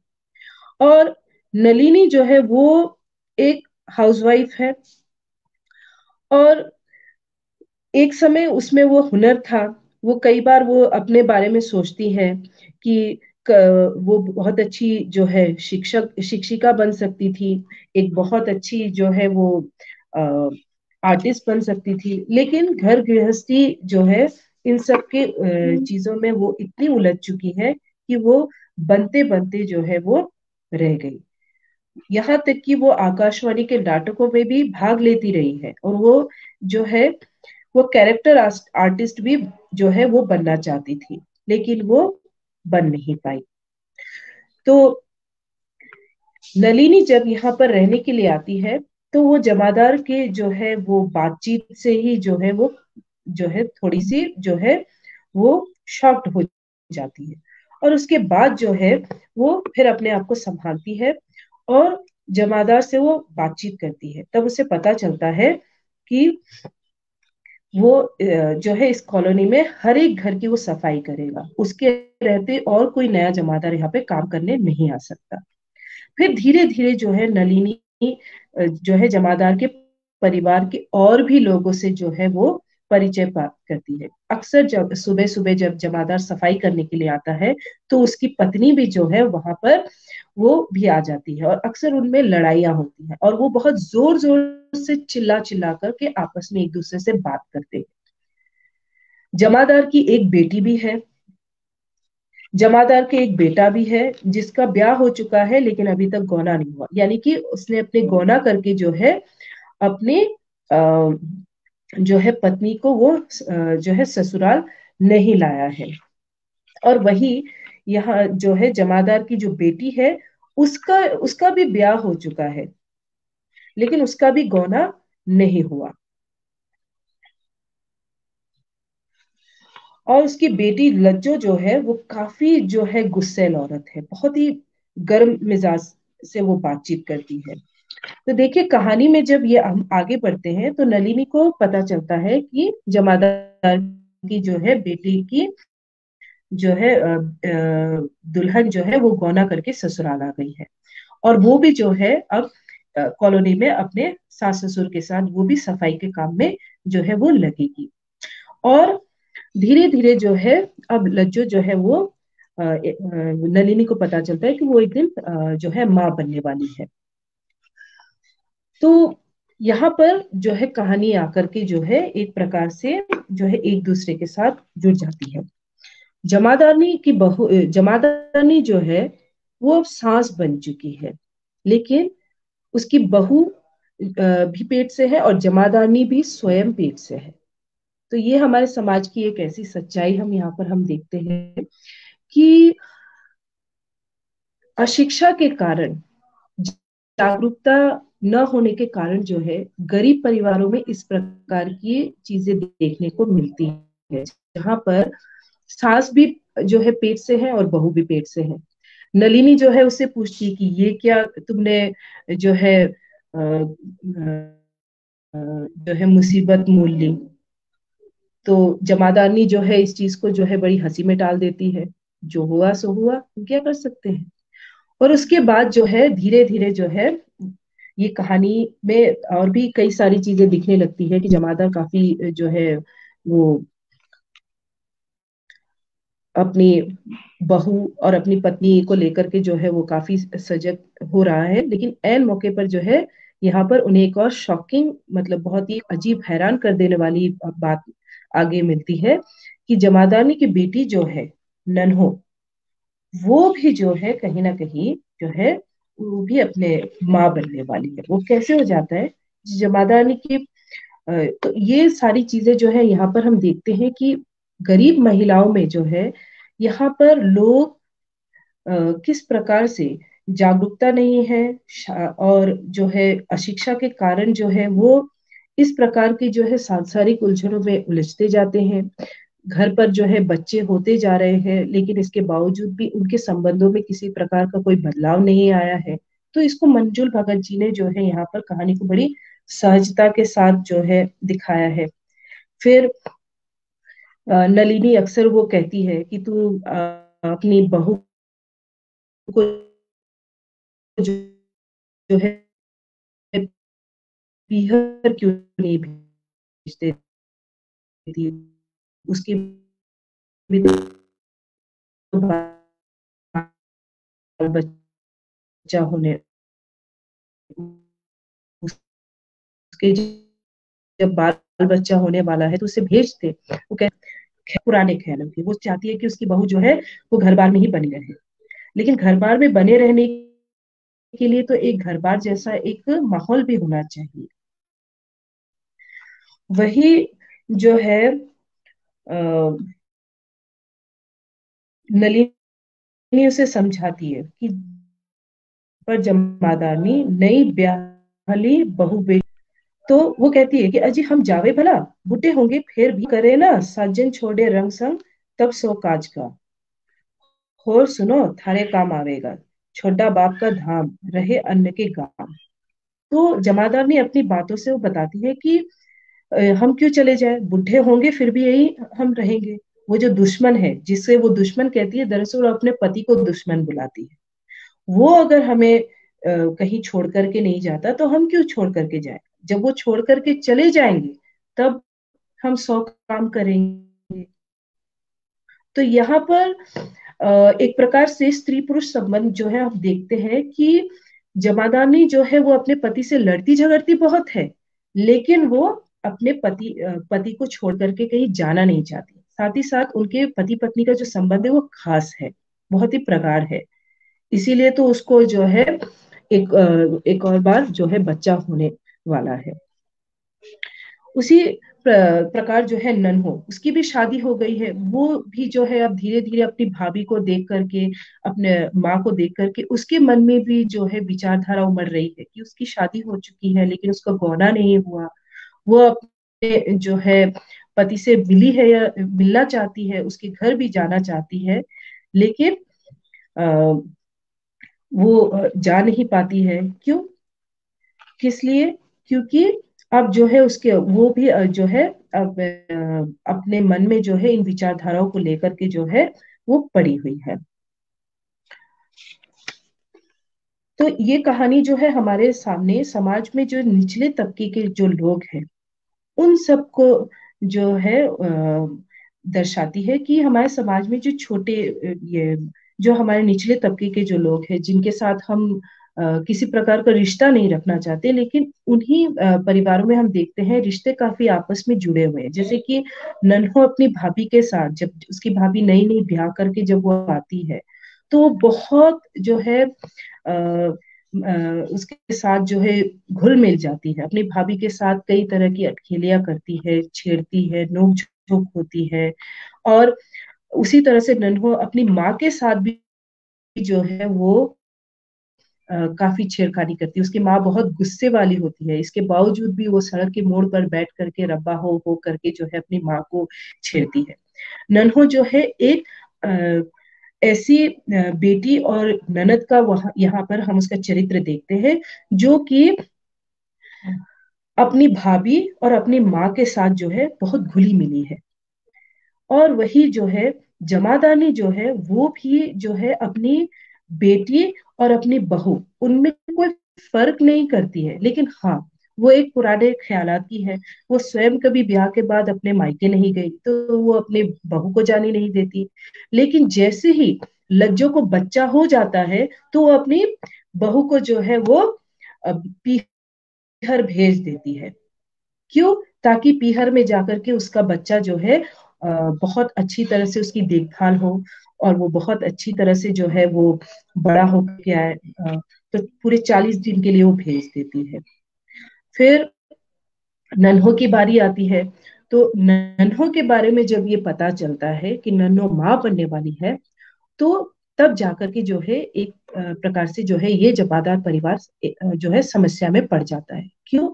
क्योंकि नन्हो का अभी तक गौना नहीं हुआ है। और इस बीच जब नन्हो के साथ ऐसा हुआ है, ये बात केवल जमादारनी को और उसकी बहू को पता है, अभी तक जमादार को नहीं पता चला है। लेकिन जैसे ही जमादार को पता चला तो वो जो है नलिनी के पास आकर के जो है वो शिकायत करने लगता है कि मेरी बेटी के बारे में इस तरह से लोग बातें बना रहे हैं। तो ये हमारे समाज की एक और बड़ी समस्या यहाँ पर मंजुल भगत ने दिखाई है कि लड़कियां जब शादी करके जाती है, जब वो ससुराल जाती है, वहां उसके अगर बच्चे ना हो तो भी एक समस्या है कि अरे इसको बच्चा क्यों नहीं हो रहा। और जब शादी हुई है, गौना नहीं हुआ, बच्चा होने वाला है, तब भी एक समस्या है कि अरे अभी तक अपने पति के घर नहीं गई, बच्चा होने वाला है, ये कैसे हो गया। तब उसकी चरित्र पर जो है संदेह आता है। फिर नलिनी जो है अपनी तरह से इस समस्या को सुलझाने के लिए वो डॉक्टर के पास भिजवाती है लज्जो के साथ। फिर वो पूछती है कि तुम अपने पति से मिली हो कि नहीं, अपने दूल्हे से। लेकिन नन्हो केवल टड्डक कह करके जो है वो चुप रह जाती है और कुछ बोलती ही नहीं है। इस बीच जो है ये समस्या लेकर के जमादार परिवार जो है वो हफ्ते भर तक जो है पूरे कॉलोनी में सिर झुका करके वो रहते हैं। क्यों? क्योंकि वो जानते हैं कि जरा सी ये बात खुली, जमादार परिवार की ये बेटी की जो ये हालत है, जरा सी ये बात यदि समाज में खुली तो लोग जो है उसको जो है ताने मारेंगे, उसके बारे में भला बुरा सोचेंगे। वो ये सोचेंगे कि कैसी चरित्रहीन महिला है जो अपने दूल्हे से मिली होगी या नहीं इसका पता नहीं, न जाने किसका बच्चा होगा उसके पेट में, और इस तरह की बातें करेंगे। और अंत में फिर जमादार को क्या करना पड़ेगा, कदम उठाना पड़ेगा, जो अक्सर आज भी कई लोग उठा देते हैं कि या तो नलिनी को जो है वो मारने के लिए भी तैयार हो जाता है। तो इस तरह की कई सारी घटनाएं जो हमारे समाज में आज भी हो रही हैं, इसे मंजुल भगत जी ने अपनी इस कहानी में दिखाया है। लेकिन यहाँ पर भी हम देखते हैं मंजुल भगत जी की सकारात्मक सोच को कि अंत में नन्हों को भी जो है वो ससुराल जो है गौना करके भिजवा देती है, ताकि जो है किसी प्रकार से जो है नन्हों की लाज जो है बच जाए और बच्चा जो है वो जन्म ले ले। और फिर 7 माह के पश्चात जो है नन्हों को बच्चा होता है, तो जमादार जो है फिर से पूरी गली में दंदनाता हुआ आता है और फिर सबसे कहता है कि अजी इनाम दो, बख्शीश दो, मेरे नाती हुआ है उसे मैं नन्हों को मैं दूध घी पिलाऊंगा। इसी गली में तो सारे के सारे ऊपर तले कंजूस आके बस गए। मुझके मुझे क्या खबर थी, नहीं तो मैं दूसरी गली ना ले लेता। यानी कि जो है, एक प्रकार से हम देखते हैं कि ये जो हमारे समाज में जो ये निचले तबके के लोग हैं वो काफी खुले दिल वाले लोग हैं। वो किस प्रकार से ये ऐसी समस्याओं का सामना जो है, अगर थोड़ी सी भी उन्हें जो है कोई मदद मिले या किसी प्रकार से कोई आकर के उनकी समस्याओं को समझे और सुलझाने के लिए एक व्यवहारिक जो है उपाय दे, तो वो जो है उसको कर लेते हैं। और अगर ना भी हो तो किस प्रकार से जो है उसे एक्सेप्ट भी वो कर लेते हैं। तो मंजुल भगत जी ने अपने सकारात्मक रूप में जो है अपनी प्रत्येक कहानी में एक एक चीज को उन्होंने दर्शाया है। उसी प्रकार छोटा डॉक्टर कहानी हम ले सकते हैं। छोटा डॉक्टर जो है ये ऐसी कहानी है जिसमें ये जो है गली में रहते हैं, छोटे मोटे से डॉक्टर हैं। अक्सर हम जब बड़े हॉस्पिटल में बीमार होने पर हम जाते हैं, तो बड़े बड़े डॉक्टर्स के पास जब हम अपॉइंटमेंट लेते हैं, तो हमें अपॉइंटमेंट अक्सर कई कई दिनों बाद मिलता है। हमारी समस्या तब तक सुलझ जाती है या फिर स्वयं मरीज जो है वो संसार से निपट भी सकता है, ऐसी भी हालत होती है। लेकिन डॉक्टर के अपॉइंटमेंट हमें जो है नहीं मिलते। लेकिन छोटा डॉक्टर जो है, जो गली मोहल्ले का है, उसको उसके लिए उसके पास जाना जो है बहुत आसान होता है।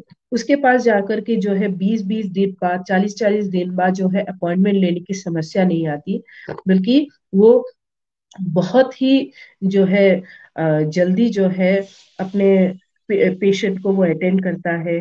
किसी भी प्रकार की बीमारी हो, बच्चे बच्चे से लेकर के बूढ़ों तक का वो जो है इलाज वो लगभग सही ढंग से वो कर लेता है। ये इस प्रकार की वो कहानी है। और देखिए इसको बहुत ही अम, सुंदर ढंग से यहाँ पर इन्होंने इसकी शुरुआत की है। ओह, सवेरा हो गया, अब उठना पड़ेगा। माँ ने सिर को तकिए पर से उठाना पड़ेगा। अब और गड़ा कर पड़े रहना नहीं हो सकता। सिर को उठाना ही नहीं, शरीर को नहला धुलाकर मुद्रिका पर चढ़ाना होगा। सीट न भी मिले, झूलते हुए ही जाना पड़े, बस मोड़ पर झुला देगी। ऊपर का डंडा पकड़े बा उखड़ने को हो जाएगी। दिल झटका खाकर घरेलू चिड़िया की मानिंद फुर फुर करने लगेगा। पांव तिमंजिले अस्पताल की सीढ़ियां चढ़ेंगे। लिफ्ट तो ठसास ठस भरी होगी, जांघों में दर्द की गांठें बन जाएगी। फिर एक सिलसिला गैलरी के पार अंतिम कमरे में खून और पेशाब की रिपोर्ट निकलवाओ। दूसरी मंजिल से ईसीजी मिलेगा और पहली से छाती का एक्सरे देखना, जरा हंसकर विनम्रता से रिपोर्ट मांगना, खींचना जरा नहीं, नहीं तो कुछ नहीं मिलेगा। चलो भाई राजकुमार, आज थोड़ी ये सही, तिपहिया पकड़ेंगे, 15 रुपए गारद। फिर फल और दवाइयों की कोताही करनी पड़ेगी, लेकिन वो बेवकूफी कहलाएगी। जरा सा स्वस्थ हो जाएगा तो अस्पताल के चक्कर उतने कष्टदायक नहीं होंगे। अभी तो तन अलग अलग भागों में बांटा जा रहा है, अस्पताल के अलग अलग डिपार्टमेंट की तरह। तो इस तरह से बहुत ही सुंदर ढंग से उन्होंने कहानी की शुरुआत की है। एक बड़े डॉक्टर की ही यहाँ पर उन्होंने शुरुआत की है, जो तिमंजिला अस्पताल पर वो काम करता है। लेकिन अस्पताल में जो है वो जाना नहीं चाहता है। उसको मतलब सवेरा होते ही उसको एक आलस सा आ जाता है, फिर उसे जाना पड़ेगा। और दिन भर जो है मरीजों की जो है रिपोर्ट मंगवाते रहने पड़ेगी, खून और पेशाब की, ईसीजी, ये सारी चीजें लानी पड़ेगी। और फिर उसके बाद जो है मरीजों को फल और दवाइयाँ जो है वो देनी पड़ेगी। उनको उनके पीछे लगना पड़ेगा, कहना पड़ेगा कि आपको ये दवाई खानी ही है, आपको ये फल खाना ही है, आपको ये भोजन करना ही है। और धीरे धीरे जो है अ, यही सिलसिला पूरा दिन चलता रहेगा। तो यहाँ पर मंजुल भगत जी ने छोटा डॉक्टर कहानी में जो है उन्होंने अस्पताल की जो एक दृश्य है, अस्पताल के दृश्य ही नहीं, उसको भी यहाँ पर इन्होंने बहुत अच्छी तरह से पेश किया है।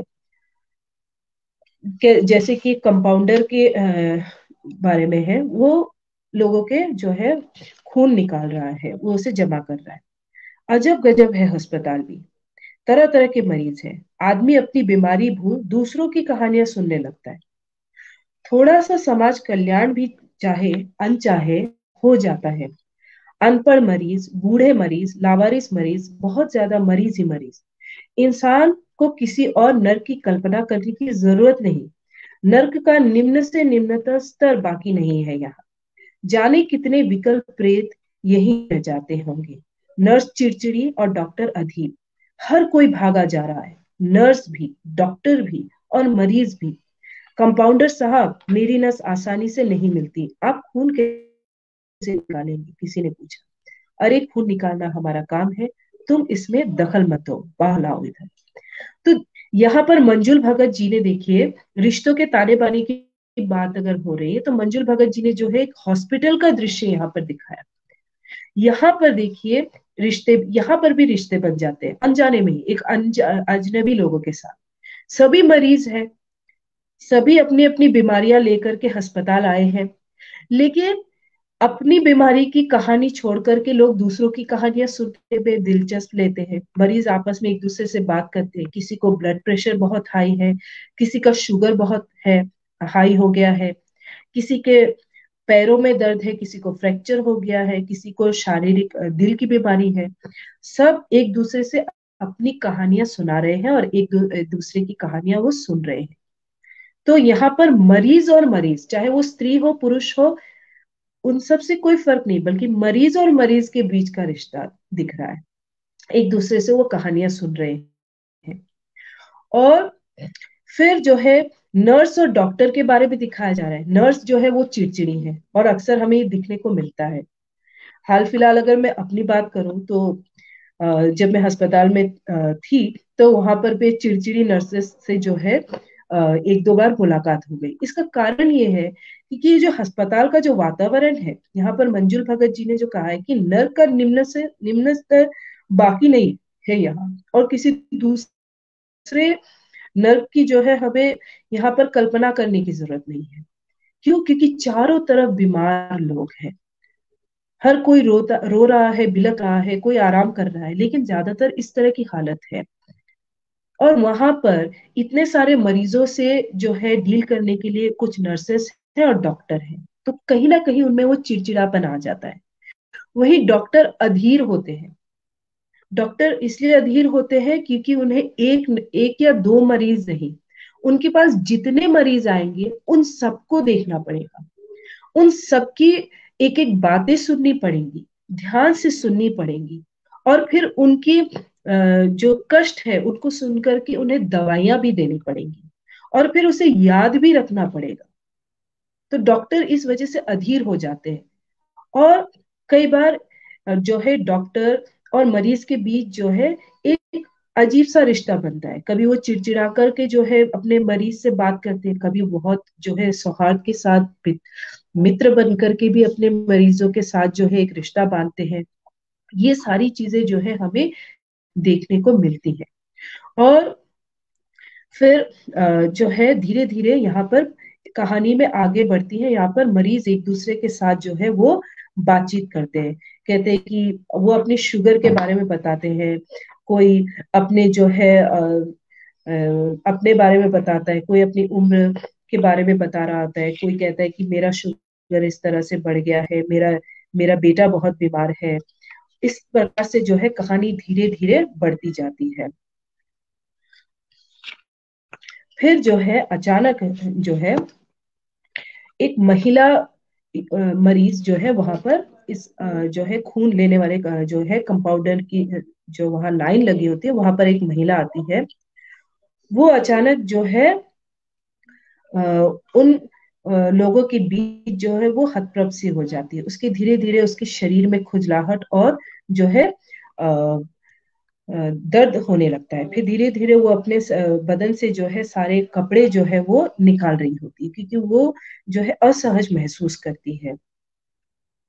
और फिर वो जो है बेहोश से हो जाती है। फिर उसे जो है आसपास बहुत सारे मरीज होते हैं जो एक दूसरे से बातें करते हैं, और जब वो उस महिला मरीज को देखते हैं कि वो काफी जो है असहज हो गई है, अपने कपड़े निकाल रही है, किस अजीब अजीब बातें कर रही है, और जो है वो कह रही है कि मुझे अजीब महसूस हो रहा है, मुझे खुजलाहट हो रही है, मुझे यहाँ जो है नहीं रहना, मुझे वो अजीब तरह की बातें करती है।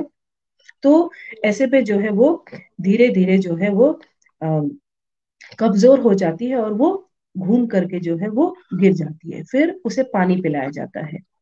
पानी पिलाने के बाद जो है वो वहां पर उसका बेटा रहता है, राजकुमार। वो जो है वहां पर अचानक से चला आता है और वो उस महिला मरीज को अपने कंधे पर उठा करके जो है वो वहां से ले जाता है। तो कंपाउंडर पूछता है कि क्यों, खून टेस्ट नहीं कराओगे? तो किसी ने पूछा तो उसने अनसुना कर दिया, मरीजों से अटा पड़ा हाल पार किया और अस्पताल से बाहर हो गया, तिपैया लेटा पड़ेगा। घर पहुंचकर पड़ोस के डॉक्टर अस्थाना के पास चला जाएगा। छोटा डॉक्टर कुछ तो देखेगा, कुछ तो बतलाएगा, सामने बिठाकर मेरी बात सुने, समझेगा, ले लेगा 5 रुपए। फीस के 5 रुपए की तो अकेला आदमी खड़े खड़े चाट खा जाता है। अड़ोस पड़ोस के कई घरों में फैमिली डॉक्टर वही है। दादी अम्मा की गठिया से लेकर नवजात मुन्ने के कान का दर्द का इलाज वही करता है। दवाई के साथ घरेलू टोटके भी बता देता है। तो ये अस्पताल की जो है एक अ, यहाँ पर दृश्य के साथ धीरे धीरे जो है कहानी यहाँ पर आकर के अंत हो जाती है।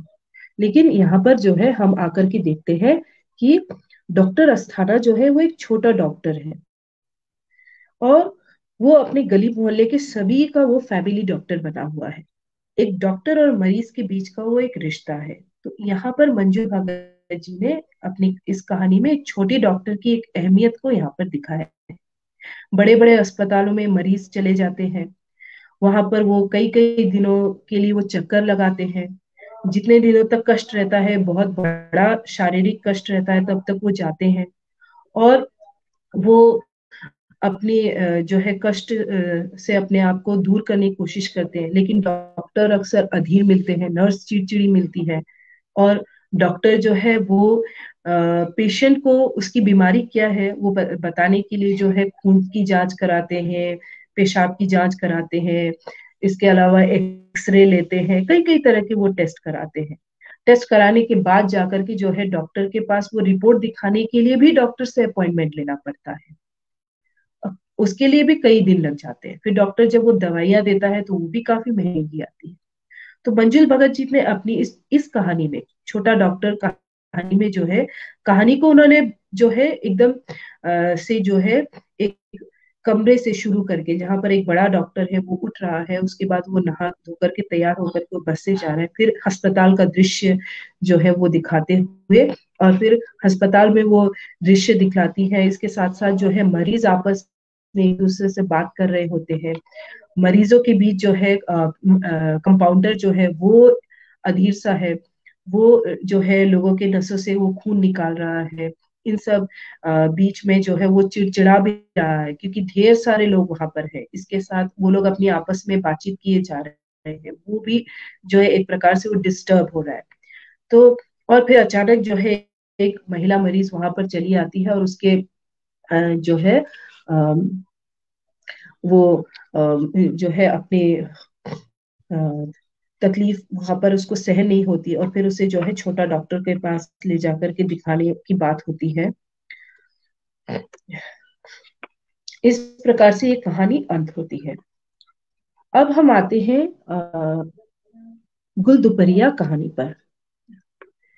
गुल दुपहिया कहानी जो है ये समाज के उस कटु सत्य को दर्शाती कहानी है जो अक्सर हमें ये सोचने पर मजबूर कर देती है कि नारी का चरित्र जो है वो अब आज भी क्यों दूसरों के कुछ कहने से बिगड़ जाता है, या दूसरों के कुछ कहने पर ही जाके नारी का चरित्र साबित होता है। जो नारी आपके साथ दिन में दिन रात 24 घंटे बिताती है, जो आपकी सेवा टहल करती है, जो आपकी गृहस्थी सजाती है, जो आपके घर से बाहर निकलने के बाद जो आप 7-8 घंटे बाहर काम करते हैं, उन 7-8 घंटों में जब वो आपके घर गृहस्थी में अपने काम से काम कर रही होती है, आपके परिवार के बड़े बुजुर्गों की देखभाल कर रही होती है, वही नारी जो है अचानक से जो है कैसे उल्टा साबित हो जाती है, कैसे चरित्रहीन साबित हो जाती है। गुलदुपरिया एक ऐसी कहानी है। मंजुल भगत जी ने अपनी भूमिका में इस कहानी के बारे में लिखा है। गुलदुपरिया नाम था उसका, चकाचक काली पर गठीली थी, तेल मल मल के नहाई अघाई सी। इसी शीर्षक की कहानी में अल्लड़ ग्रामीण नवयौवनिया गुलदुपरिया माली अशरफी लाल की लाडली बिहाता, उसकी हस्ती मदमदाती अटखेलियों के बीच कामातुर चतुर बूढ़ा किस प्रकार आकर सब कुछ तहस नहस कर देता है अपनी ही संतान के लिए, और ग्राम पंचायत के लिए स्त्री की ओर ससुर द्वारा उठाई गई झूठी लालछन भरी उंगली क्यों असत्य को सत्य प्रमाणित करती है, ये प्रश्न उठाती है ये कहानी। गुलदुपरिया जो है वो अशरफी लाल की जो है पत्नी है। वो दिखने में जो है विशेष सुंदर नहीं है, लेकिन उसकी काली गठीली देह जो है उसमें भी जो है थोड़ी बहुत जो है एक अपने आप का एक मधुर जो है माधुर्य है। और माधो नाम का एक माली जो है वो अक्सर जो है गुलदुपरिया के साथ जो है आकर के हंसी हंसी ठट्टा करता है। लेकिन गुलदुपरिया जो है वो माधो की बातों को जो है वो नजरअंदाज करते हुए वो कहती है कि वहां हमारे जब माधो कहता है क्या तो उम्र होगी तुम्हारी, यानी कि माधो अक्सर आकर के उसके साथ फ्लर्ट करने की कोशिश करता है, आज की जो है भाषा के अनुसार यदि कहा जाए। तो गुलदुपरिया कहती है कि मेरी उम्र का क्या करना है, वहां हमारा बैठा है छैल चिकनिया, यानी कि अपने पति की ओर इशारा करता है। अरे ओ तू बैठा झाड़ झपकार बीन और हिया खल्लासी हमरी उमरिया पूछे है। तो गुलदुपरिया जो है वो एक बहुत ही ऑनेस्ट पति है, वो बहुत ईमानदार है। माधव आकर के उसकी उम्र पूछता है, लेकिन वो बड़े कर्कश और बड़े झन्ना के साथ जो है उसे उत्तर देती है कि मेरी उम्र क्यों पूछते हो, वहां मेरा पति बैठा है। फिर अपने पति की तरफ कहती है कि तुम वहां झाड़ झंकार क्यों बीन रहे हो, यहाँ पर देखो ये खल्लासी जो है मेरी उम्र पूछ रहा है। और फिर जो है अशरफी लाल जो है वो हंसने लगता है। गुलदुपरिया जो है वो अपने पति के साथ दिल्ली में रहती है। वो हमेशा अपने पति के साथ जो है एक छोटे से झोपड़े में रहती है, उसके लिए खाना बनाती है। उसके पति को क्या पसंद है क्या नापसंद है वो हमेशा इस बात का ध्यान रखती है। एक बार जो है अशरफी लाल को उसके गांव से उसके पिता का पत्र आता है कि वो बहुत बीमार है और वो जो है इलाज करवाना चाहता है। तो गुलदुपरिया कहती है कि तुम जो है अपने पिता को जो है गांव से ले आओ, हम उनकी देखभाल करेंगे।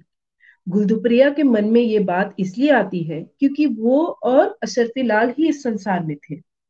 अकेली एक जो जब स्त्री कोई संसार बसाती है तो वो हमेशा चाहती है कि उसका घर जो है भरा पूरा हो, सास हो ससुर हो जिनकी वो सेवा कर सके। भारतीय स्त्री का जो है यही एक रूप दिखता है, और वो आधुनिक हो चाहे पौराणिक हो, हमेशा हम देखते हैं कि कोई भी लड़की जो है वो अकेले अपना संसार बहुत आजकल होते हैं, लेकिन आज भी ऐसे कई सारी स्त्रियां, आज भी ऐसे कई उदाहरण मिल जाएंगे जहां पर स्त्रियां जो है वो ससुराल तो ऐसा ही चाहती है बुला सके, देवर या ननद कम से कम कोई मिले जो उनकी हम उम्र का हो, जिनके साथ वो एक भाई बहन या मित्रता जो है वो दोस्ती का एक रिश्ता जोड़ सके।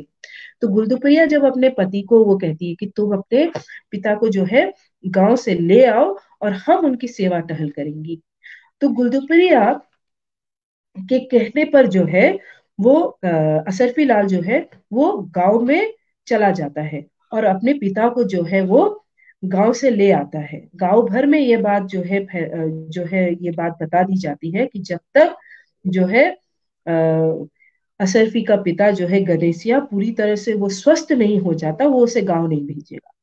और जब गणेशिया जो है अपने बेटे के साथ वो गुलदुपरिया के जो है झोपड़े में आकर के रहना शुरू करता है, तो वो भी जो है अपने ससुर की जो है बिल्कुल एक पिता की तरह जो है वो सेवा करती है। वो कहती है कि घर में बूढ़ा बुढ़ाऊ हुई ते पराए मर्द का कदम पड़त है। मतलब वो ये सोचती है कि ये जो घर है, इसमें अगर कोई बूढ़ा बुजुर्ग रहे तो उनके रहते घर में माधो जैसे जो पुरुष है वो पराए मर्द हैं, वो कभी कदम नहीं रख सकेंगे। वो किसी प्रकार का जो है वो अ, अ, कुछ गलत नहीं होगा। घर में बड़े बुजुर्ग रहने से घर गृहस्थी जो है वो एक जो है सही दिशा में वो चलती है। इस प्रकार की सोच रखने वाली जो है वो एक लड़की थी। जैसे जैसे ये कहानी आगे बढ़ती है हम इसमें देखते हैं कि गुलदुपरिया जो है वो अपने ससुर को बाबा कह के पुकारती है, बाबा बाबा कह के जो है हमेशा उनके आसपास जो है रहती है। कभी उनको जो है हुक्का ला करके देती है, कभी जो है पानी ला करके देती है, कभी जो है अ, वो रोटी बना करके देती है। वो दिन में जो है वो हर समय जो है अपने ससुर की वो सेवा करती है, और सेवा करते करते जो है वो स्वस्थ भी हो जाते हैं। लेकिन एक दिन ऐसा आता है कि जो ससुर और बहू का रिश्ता है उसमें एक दरार सी पड़ जाती है। और ये दरार कैसे पड़ती है इसको मंजुल भगत जी ने अपने यहाँ पर एक छोटे से अंश के जरिए यहाँ पर व्यक्त किया है। बहू सुहागपुर का रसीला पान बांध लाई, हाथ बढ़ाकर ससुर को देने लगी। एक रोज पहले ही मनिहारे से भर भर कलाई मीने की मोर पंखी जंगाली चढ़वाई थी। बैरन सब की सब बज उठी। बाबा बीड़ा छोड़ भरी कलाई घूरने लगे। ला ना, मुख में खवा दे आज तो। बाबा का सुर भीगा था। गुलदुक ने चौंक कर नजर ससुर के भाव भीने चेहरे पर डाली तो समुची ही सकुचाई गई। लपलपाए से लाल सने होठ प्रतीक्षा में खुले थे। ही राम जी महाराज, ई का भवा। वो बीड़ा चारपाई की तनी पर धर कुठरिया की ओर लपक ली। गुलतुपरिया, बाबा ने पहली बार बहू को नाम से पुकारा। खटका के उसने कुंडी चढ़ा ली। बाबा के लाड भरे सुर में ममता नहीं, मर्द का शौक बोल रहा था। बाहर चारपाई चारपाई चरमराने लगी। बाबा लठिया की टेक लेकर उठ पड़ा। किवड़िया पे ठकाठक लाठी बजाने लगा। एकाएक गुलदुब जरा सी बच्ची बद सहमी सी आवाज में पुकारने लगी, बाबा, बाबा की चाही। पर ससुर को होश ना आया। हमका भीतर बढ़न दे गुलदुब। उस कामातुर आग्रह पर गुलदुब भौचक हो रही थी। तो यहाँ पर हम देखते हैं कि मंजुल भगत जी ने ससुर और बहू का रिश्ता जो है वो उसमें किस प्रकार से जो है एक अचानक से एक ऐसा जो है कड़वा मोड़ आया, उसको यहाँ पर उन्होंने दर्शा दिया। ये भी हमारे एक समाज की एक कटु सच्चाई है। हमारे समाज में आज भी गांवों में भी या फिर दूर दराज के बीहड़ इलाकों में भी इस तरह की कई सारी जो है घटनाएं सुनने को मिलती है। और ऐसा इसलिए है क्योंकि ये जो गणेशिया है इसकी पत्नी मर चुकी थी। इसकी पत्नी मरने के बाद इसने अकेले ही अपने संसार में खुद ही खाना बनाया, खुद ही वो खाता रहा, अपने संसार को अकेला ही जो है वो चलाता रहा। इसके घर में कोई स्त्री नहीं थी। और एक स्त्री के न होने के कारण जो है इसके मन में स्त्री के प्रति रिश्ते में और क्या क्या चीजें हो सकती है वो जो है उसके मन में कभी नहीं आया। ऐसा होता है, इस प्रकार की घटनाएं ऐसी होती है, यही कारण है। क्योंकि हमारे समाज में जो स्त्री पुरुष का संबंध है वो जो है अलग अलग बनते हैं, लेकिन वो बनते भी है एक ही परिवार में। पति पत्नी का संबंध बनता है। फिर जब एक बेटी जन्म लेती है तो बेटी के कारण जो है पिता जो है एक बेटी का पिता बनता है। फिर अगर कोई लड़का जन्म लेता है तो भाई बहन का रिश्ता बनता है। माता पुत्र का रिश्ता बनता है, बेटी और पिता का रिश्ता बनता है। उसी प्रकार जो है जब एक बेटी ब्याह करके जब वो ससुराल जाती है तो ससुराल में जाकर के सास ससुर के साथ रिश्ता बनता है। लेकिन वहां भी सास ससुर को देखिए, हम उन्हें नाम से या किसी और नाम से नहीं पुकारते, उनको भी हम माँ या पिताजी कह करके ही हम पुकारते हैं। लेकिन जहाँ एकाकी संसार हो, जहां पर केवल उसने अभी तक अपनी स्त्री ही देखी हो किसी पुरुष ने, और वहां पर उसको कोई बेटी ना मिली हो, उसने जो है स्त्री के और किसी रूप को उसने देखा ही नहीं, तो फिर ऐसे में उस पुरुष के मन में अपनी बहू के प्रति इस प्रकार की जो है विचारधारा जो है आ जाना एक प्रकार से गलत है। लेकिन इस प्रकार की विचारधारा आ सकती है। क्यों आ सकती है? क्योंकि उसने स्त्री के केवल एक ही रूप को उसने देखा था। यहाँ पर जस्टिफाई नहीं हो रहा, लेकिन ये हमारे समाज में इस प्रकार की घटनाएं जो है वो हो हो रही है, जिसे मंजुल भगत जी ने यहाँ पर दिखाया। जब गुलदुपरिया जो है वो अपने ससुर के इस अचानक से इस बदलाव से वो काफी जो है वो डर जाती है, भौचक हो जाती है। यहाँ पर जो है बूढ़ा ससुर जो है वो अपनी घृणा वो जो है अपने बहू को अंदर आने देने के लिए जो है अपने बहू के ऊपर चिल्ला रहा होता है। वही गुलदुपरिया जो है उसका शरीर जो है घृणा से, क्रोध से जो है वो सुलगने लगता है। उसे अचरज भी होता है और भय होता है। वो भय से जो है अपने घर में दरवाजा बंद करके वो पड़ी रहती है। यहाँ तक कि जब अशरफी लाल घर वापस आता है तो वो जो है अपने पति को भी जो है वो इस बारे में नहीं बताती। और फिर आखिर एक दिन आ जाता है जब गणेशिया कहता है कि मैं तो स्वस्थ हो चुका हूँ, मुझे अब गांव जो है ले जाना है, गांव ले चलो, अब हम वहीं रहेंगे। और जब वो गांव जाने से पहले एक छोटी सी घटना घटती है। एक दिन गुलदुपरिया जो है वो बाहर आंगन में जो है वो बैठी होती है। वो अपना कुछ काम कर रही होती है और माधव जो है वो आता है और वो उससे जो है बात करता है। लेकिन गुलदुपरिया का जो ससुर है वो माधव को देखते ही जो है वो तड़ाक से जो है वो चला आता है और आकर के जो है वो माधव को जो है वहां से ये डांट करके लाठी पटकता हुआ जब वो आता है तो माधव को वहां पर देख के वो उससे कहता है कि चला जाए यहाँ से। वो कहता है कि ये यहाँ पर तुम्हारा क्या काम है, यहाँ पर क्या काम है? तो वो कहता है कि अरे बटुआ में बंद करके संदूक में धरे रहो अपने अपन बहुरिया को, हमें क्या? बाकी आदमी आदमी से ही बोल बतियाता है। यानी कि माधव जो है वो पहले से ही जो है गुलदुपरिया के ससुर को गुलदुपरिया के ससुर को जो है माधव बिल्कुल भी नहीं भाता, क्योंकि माधव अक्सर आकर के गुलदुपरिया से बात करता था। और गुलदुपरिया भी जो है वो बीच बीच में माधव के किसी न किसी सवाल को जवाब दे देती थी। एक तरफ जो है वो अपनी बहू को किसी पराये पुरुष से बात करते हुए देख करके यहाँ पर गणेशिया को बहुत जो है क्रोध आता है, पर वही गणेशिया स्वयं जो है अपनी बहू पर कुदृष्टि डालता है। तो यहाँ पर जो है रिश्तों का समीकरण बिगड़ता सा दिखता है।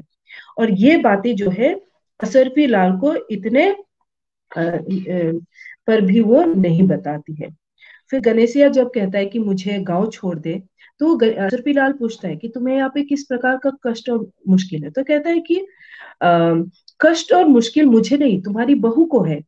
वो हमारी जो है टहल कर करके वो थक चुकी है, हुक्का बीड़ा तो दूर रोटी तक नहीं देता है। तो वो असरफी लाल जो है पहली बार जो है वो अपनी पत्नी गुलदुपरिया पर गुस्सा करता है कि क्यों शहर की जास्ती हवा लग गई दिखे, क्यों वो रोटी बना करके क्यों नहीं देती है? तो इस पर जो है वो अपने पति की बात सुन करके फिर भी जो है वो ढीठ बनी रहती है। इसके बाद जो है असरफी खुद ही अपने पिता के लिए हुक्का भर के ले आता है। और फिर जो है वो लोग गांव चले जाते हैं। गांव जाने के बाद एकाएक एक दिन जो है गणेशिया जो है वो आ, आ, उसके गांव वाले जब उसको देखते हैं तो कहते हैं अरे वाह, तुम तो बहुत जो है हट्टे खट्टे हो गए हो। चिरंजी की मौसी विधवा होके बैठी है तो कहे तो हम तुम्हारी बात चलाए, तुम तो गबरू जवान हो गए हो। तो गणेश जी कहते हैं कि ना ना, इसकी कोई जरूरत नहीं। फिर उसके बाद जो है पंचायत बिठाई जाती है। अच्छा, और पंचायत में जो है गणेशिया कहता है, गणेशिया अपनी बात कहना शुरू करता है। ई गाम माँ सब कोई जाने हैं असरफी हमरा 3 बरस का रहा जब ओ की महतारी सरगबासी हवे रही। औ दिन और ई दिन हम कोनो लुगाई का मुंह नहीं देखे। जब बिटवा की बहुरिया आए रही तो हम सोचे 2 दिन हम भी पकी बनी खाए लेंगे, पर ऊ हमारे भाग में नहीं, कहकर वो चुप हो जाता है। फिर मुखिया पूछता है, काहे गनेसिया? हम चाहत है कि असरफी बहू को छोड़ दे हमरे खातिर। सभी कहते हैं अचानक, सब ये क्या कह रहे हो गनेसिया, इस प्रकार की बात क्यों उठ रही है? तो वो कहते कि हम ठीक है कहें, विचार बूझे के कहें है, ये औरत उल्टा है। गनेशिया जो है वो अपनी बहू पर उल्टा होने का आरोप लगा करके कहता है कि बहू को हमारे पास छोड़ दो। तो गुलदुब जो है वो जो है वो वहां पर जो है स्तब्ध हो जाती है कि अचानक ससुर जी ने ये कैसी बात सबके सामने कह दी। असरफी जो है वो तड़प करके पूछता है कि का कैसे ये उल्टा हो गई। तब जाके जो है गनेशिया अपनी तरफ से जो है आरोप लगाता है कि ये उल्टा है, इसका सबूत है इसके मेरे पास सबूत है कि मैं खुद सबूत हूँ। इसने मुझे फुसलाने की कोशिश करी, जब हम इसके ये फुसलाने में नहीं आए, इसके चंगुल में नहीं फंसे, तो हम पर ये लालचन और दोष लगाने लगी। और फिर जो है ये गुलदुपरिया जो है वो भी अपने जो है बचाव पे वो भी कहती है ये सब झूठ है, हम इनका बाप बराबर सम्मान सेवा करत रही, ये खुदे हमें हमारी बात तुम समझो। मतलब गुलदुपरिया जो है वो अ, अपने बचाव में वो कहती है कि ये सारी बातें गलत है, ये जो मेरे ऊपर मेरे ससुर जो इल्जाम लगा रहे हैं सारी बातें गलत है। तब जो है गुलदुपरिया का पति जो कहते हैं कि गुलदुपरिया अपने पति की तरफ देखती है कि तुम कुछ कहो ना, लेकिन गुलदुपरिया जो है वो जो है स्तब्ध रह जाती है जब वो देखती है कि अ, उसका पति जो है असरफी लाल वो चुप रहता है, कुछ कहता ही नहीं है। फिर वो खुद कहती है कि ये बुढ़ऊ हमका अपन लुगाई बनाए का चाहत रहा। तो असरफी चौंकता है और कहता है कि चौप, वो गाली देता है और फिर कहता है कि अगर ऐसा हो ते तू हमका चुगली ना खा, तब काहे ना बोली जो अब बक रही है। मतलब तुमने उस समय मुझसे क्यों नहीं कहा, अब पंचायत के सामने क्यों कह रही हो? यानी कि एक औरत अपने सच्चाई का सबूत यदि साथ साथ यदि प्रस्तुत ना करे तो उल्टा हो जाती है। तो ये कहानी जो है हमारे सामने एक प्रकार से जो है एक प्रश्न उठाती है कि औरत के बारे में, उसके चरित्र के बारे में बोलने वाले मर्द ही होते हैं, पंचायत भी मर्दों की, इल्जाम लगाने वाला भी जो है एक मर्द है, और उसका पति वो भी जो है अपनी पत्नी को इतने समय से जानता है। लेकिन इसके बावजूद भी एक बार उसके पिता ने शिकायत कर दी कि मुझे रोटी तक नहीं देती, तो वो अपने जो है पत्नी पर गुस्सा हो जाता है, जबकि उसने खुद अपनी आंखों से देखा है कि किस प्रकार जो है गुलदुपरिया उसके पिता की सेवा करती है, बाबा बाबा कह करके वो सेवा करती है, पिता के समान जो है वो सेवा करती है। खुद वो असरफी लाल से कहती है कि गांव से अपने पिता को ले आओ, हम सेवा करेंगे। तो जहां पर एक पत्नी अपने पति को ये बात कहती है तो उस पति को उन बातों पर विश्वास नहीं है, बल्कि इतने समय बाद उसके पिता आए, कुछ समय के लिए उन्होंने ये घर में जो है उन्होंने समय बिताया और अपनी जो है बहू पर इस प्रकार का लालछन लगाया, और इस लालछन को जो है गुलदुपरिया ने अपने पति से नहीं कहा। क्यों नहीं कहा? क्योंकि वो कहीं ना कहीं एक हिचकिचाहट सी रहती है। हर कोई स्त्री जो है अपने पति से इस प्रकार की अगर कोई वाक्यात हो जाए तो वो झटपट कह देगी, ऐसा संभव नहीं है। और ऊपर से वो एक गांव की जो है एक अल्लड़ सी एक जो है नवयुवती है, वो झटपट अपने पति से ये सारी बातें वो कह दे और उसका पति उस बात पर विश्वास कर लिए, कैसे हो सकता है? क्योंकि जबकि उसके पति ने जो है पहले ही उस पर क्रोध कर लिया है, पहले से ही वो उसके ऊपर गुस्सा करके बैठा हुआ है, और उसके बाद जो है गुलदुपरिया जो है वो अपने पति पति को जो है वो पति के नजरों में जो है वो देखती है कि उसके लिए हिकारत है, अविश्वास है। और वो इन सब चीजों को देख करके और अपने आसपास जितने सारे लोग हैं उन सब की नजरों में जो वो अपने प्रति आग उगलता हुआ देखती है, वो देख करके जो है उसका माथा जो है घूम जाता है और वहीं पर जो है वो गिर पड़ती है। और फिर लोग देखते हैं कि अचानक आसमान में जो है चीलों का झुंड जो है मंडरा रहा है। तो यहाँ पर ये कहानी हमारे सामने एक प्रश्न खड़ा कर देती है कि स्त्री का जो चरित्र है वो क्या इतना फ्रेजाइल है या इतना जो है कमजोर है कि साथ में रहने वाला पति जो अपनी पत्नी को इतने दिनों से देखता आ रहा है, समझता आ रहा है, वो अचानक से उस पर अविश्वास करने लगे। हाँ, हम इस बात से नहीं नकार सकते कि हमारे समाज में इस तरह की घटनाएं नहीं हुई है, हुई भी हैं। कई बार जो है बहुत विश्वास करने पर भी जो है वही लोग धोखा दे जाते हैं जिन पर हमने विश्वास किया होता है। लेकिन ऐसा भी नहीं है। कम से कम हमें लोगों को एक मौका देना चाहिए। ये एक पाठक होने के नाते मैं मंजुल भगत जी की इस कहानी से मेरे मन में ये विचार आया है कि ऐसा क्यों हुआ। कम से कम अशरफी लाल जो है वो गुलदुपरिया को एक और मौका दे सकता था। अपनी पत्नी गुलदुपरिया के बात पर एक बार विश्वास करके वो देख सकता था, लेकिन उसने वो विश्वास नहीं किया और यहाँ पर एक स्त्री की हार हो जाती है। तो इन सब कहानियों के जरिए हम देखते हैं कि मंजुल भगत जी ने जो है यहाँ पर कहानी में जो है स्त्री और पुरुष के जो रिश्ते हैं उन रिश्तों को जो है यहाँ पर बहुत ही सहजता से जो है उन्होंने यहाँ पर जो है प्रस्तुत किया है। और साथ ही साथ जो है उन्होंने इन कहानियों में कोई निर्णय नहीं बल्कि कहानियों को जस का तस भी नहीं छोड़ा है, बल्कि एक ऐसे मोड़ पर लाकर के छोड़ा है जहां पर पाठक उसे पढ़े सोचने पर मजबूर हो जाए कि ये समाज में किस प्रकार की चीजें हो रही हैं और इन सब चीजों का असर आने वाले जो हमारी जो समाज आने वाला जो समय है, आने वाली जो पीढ़ियां हैं उस पर किस प्रकार असर डालेगी। अर्पण कुमार जी, मैं काफी देर से बोल रही हूँ, लगभग 1.5 घंटा हो गया है। मुझे और कितना समय है? जी, अब क्रमशः समेट लें, क्योंकि बहुत ही महत्वपूर्ण बातचीत हो रही है, मगर समय की भी कुछ सीमा है और आप भी संभवतः थक रही होंगी। तो अब कंक्लूड करें। और हम लोग देख रहे हैं जी बोलिए कि जिस तैयारी के साथ आप आई हैं वह कितनी अच्छी तैयारी है, मगर चूंकि समय भी हो रहा है तो 15 मिनट के भीतर कंक्लूड करें और किसी और अवसर पर बाद में कुछ और बातचीत भी की जा सकती है। फिलहाल मुझे लगता है कि 15 मिनट के भीतर आप इसे कंक्लूड कर लें। जी मधुचंदा जी।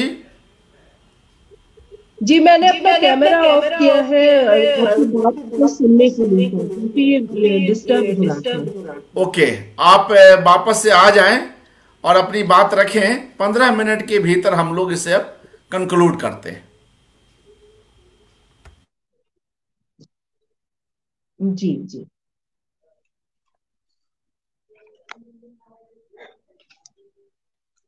तो अंत में मैं यही कहना चाहूंगी, मंजुल भगत की जो ये जो चर्चित कहानियां किताब है, इसमें ऐसी और भी कई कई कहानियां हैं, जैसे कि मलबा है जो भारत पाकिस्तान विभाजन के समय के ऊपर लिखा हुआ है, जिसमें एक पति पत्नी कहानी है। अंतिम चोट जो इंडो जर्मन जो परिवार की कहानी है, जिसमें हिंदुस्तानी पति जो है दिखावे के लिए जो है जर्मन पत्नी के साथ विवाह करते हैं, लेकिन उन्हें हिंदुस्तानी पत्नी तब याद आती है जब वो अपनी बैठकों से ऊब जाते हैं। उसी प्रकार मृत्यु की ओर, यानी कि एक नौजवान है जो वो मरना चाहता है, वहीं उसकी पत्नी जो है उसको बचाने की छटपटाहट में है। कबाड़ कहानी, जिसमें जो है एक ताई जी है जो कबाड़ बेचने वाले को जो है वो कबाड़ इकट्ठा करके देती है ताकि उसका गृहस्थी वो जुटा सके। उसी प्रकार दहलीज के पार की कहानी, जो ऊंची हवेली में रहने वाली मालकिन, जिसको जो है कोई देखने वाला नहीं है, उसका गोद लिया हुआ जो बेटा है वो भी उसको जो है एक दरकिनार करके रखता है। मरने की जगह बाप और बेटे के बीच में जो है क्लैश है कि उसको जो है चाहिए, उसको जो है अपने घर में मरना है, अपने बेटे के पास आके रहना है, लेकिन बेटे के पास ये समय नहीं है। खाली तारीख जो है वो एक हाई प्रोफाइल सोसाइटी में रहने वाले जो है श्रीवास्तव की कहानी है, जो आ, हमेशा अपने खाली जो डायरी में लिखे जो खाली तारीख होते हैं उसमें कहीं ना कहीं वो अपने आप को व्यस्त रखना चाहता है। लेकिन जब उसे एक दिन नहीं मिलता, खाली तारीख खाली ही चली जाती है, तो गोल्फ क्लब में जब वो गोल्फ खेलने जाता है तो वहां पर वो खाली दिन की वजह से जो है उसमें एक बेचैनी से आती है और उसकी मृत्यु वहां हो जाती है। बेबी जी जो है एक ऐसी स्त्री की कहानी है, बूढ़ी औरत है जिनके दो दो जवान बेटे होते हुए भी वो अकेली हवेली में रहती हैं, जिनको देखने के लिए कोई नहीं है, लेकिन एक तंदूर वाले के साथ जो है वो एक बेटे का रिश्ता देता है, उन्हें दो रोटियां खिला देता है। डाला एक बहू कहानी है इसमें। ये एक ऐसी नारी की कहानी है जो जिसकी सास और ननद अक्सर उसको जो है इनडायरेक्ट तरीके से ताने मारती है। क्यों? क्योंकि एक तो उसका पति अच्छा कमा नहीं रहा है, उसके बच्चा नहीं हुआ है, वही छोटा जो लड़का है वो अच्छा कमाता है, उसकी बहू के भी बच्चा हो रहा है।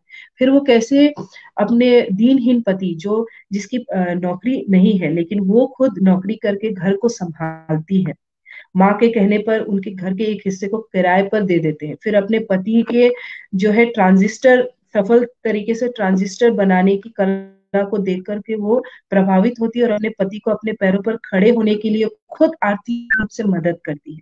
फिर एक बच्चा गोद ले आकर के जो है अपने परिवार को पूर्ण करने की कोशिश करती है। ये सारी की सारी कहानियां मंजुल भगत जी के उस भारतीय स्त्री के उस रूप को दिखाता है, जहां पर उन्होंने प्रत्येक कहानी में प्रत्येक पात्र की जो नेगेटिव और पॉजिटिव, जो सकारात्मक और नकारात्मक जो पहलू है, जो कमियां हैं, जो खूबियां, उन सबको उन्होंने दिखाया।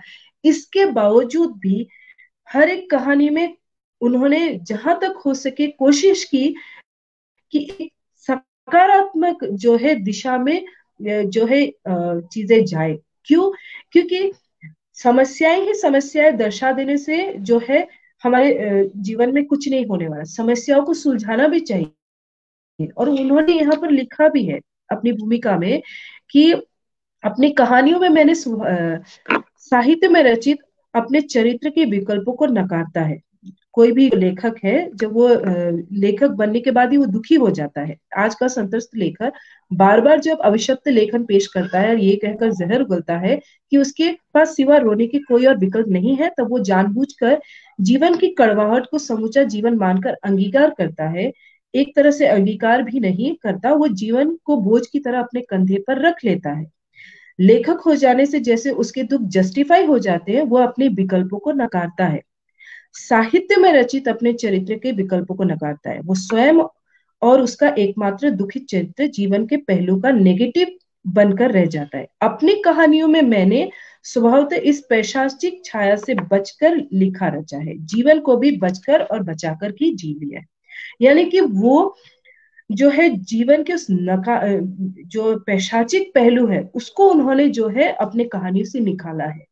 उन्होंने देखा है कि जहां तक कोशिश हो सके नेगेटिविटी को उन्होंने अपनी कहानी में नहीं आने दिया है, लेकिन जहां पर वो देख रहे हैं कि नेगेटिविटी को रोका नहीं जा सकता, वहां पर उन्होंने जो है उसे वैसा रखा है, स्वाभाविक रूप से रखा है, और पाठकों के सामने ये जो है विचार करने के लिए छोड़ दिया है कि इस नेगेटिविटी को कैसे दूर किया जा सके। तो ये मंजुल भगत जी की कहानियों की सबसे बड़ी विशेषता है। और रिश्तों में उन्होंने कई प्रकार के जो है रिश्ते उन्होंने अपनी कहानियों में रखे हैं। सास बहू का, भाभी और ननद का, ससुर और बहू का, पति पत्नी का, मरीज और डॉक्टर का, मरीजों और मरीजों के बीच का, नर्स और मरीजों का, डॉक्टर और मरीजों का, हर तरह के रिश्ते को उन्होंने यहाँ पर रखा है। और इन सब चीजों में उन्होंने देखा है कि कोई भी अपने कोई भी जो है अपने वास्तविक जो व्यक्तित्व है उससे वो अलग नहीं है। उन्होंने किसी को भी बहुत अधिक महान नहीं दिखाया, किसी को बहुत अधिक जो है एकदम से कमजोर भी नहीं दिखाया। सबके चरित्र को उन्होंने संपूर्ण रूप से जो है उजागर करने की कोशिश की। और जब संपूर्ण रूप में जब कोई चरित्र उजागर होता है, तब जाकर के जो है रिश्तों के ताने बाने जो है वो कहीं बनते भी हैं, सुलझती भी है, कभी कभार उलझती भी है। लेकिन इसको उन्होंने यहाँ पर दिखाकर के हमारे सामने एक बहुत बड़ा संदेश दिया है कि हमें हमेशा अपने सकारात्मक पहलू को, अपने पॉजिटिव चीज को आगे रखना चाहिए, ताकि हमारे जीवन में जो है हमेशा एक सकारात्मकता आ सके और हम अपने जीवन में आगे बढ़ सके। जी अर्पण कुमार जी, मैंने यहीं पर ये कंक्लूड कर दिया जी, बहुत बहुत शुक्रिया मधुचंदा जी, इतनी व्यवस्थित शैली में और इतने संतुलित रूप में अपनी पूरी बातचीत रखने के लिए, अपने इस वक्तव्य को हमारे साथ साझा करने के लिए। मैं जानता हूं कि आपकी तैयारी मंजुल भगत जी की कहानियों पर विशद है और अभी भी आप उनकी कई कहानियों पर और विस्तार में जाकर बातचीत कर सकती हैं, मगर कहीं ना कहीं हमें रुकना होगा, तो फिलहाल के लिए हम यहीं रुकते हैं, इस कड़ी को विराम देते हैं। किसी और अवसर पर आपको फिर सुनेंगे। बहुत बहुत शुक्रिया आपका, आप समय निकाल कर यहाँ पर उपस्थित हुई, हार्दिक आभार, शुक्रिया। शुभ रात्रि।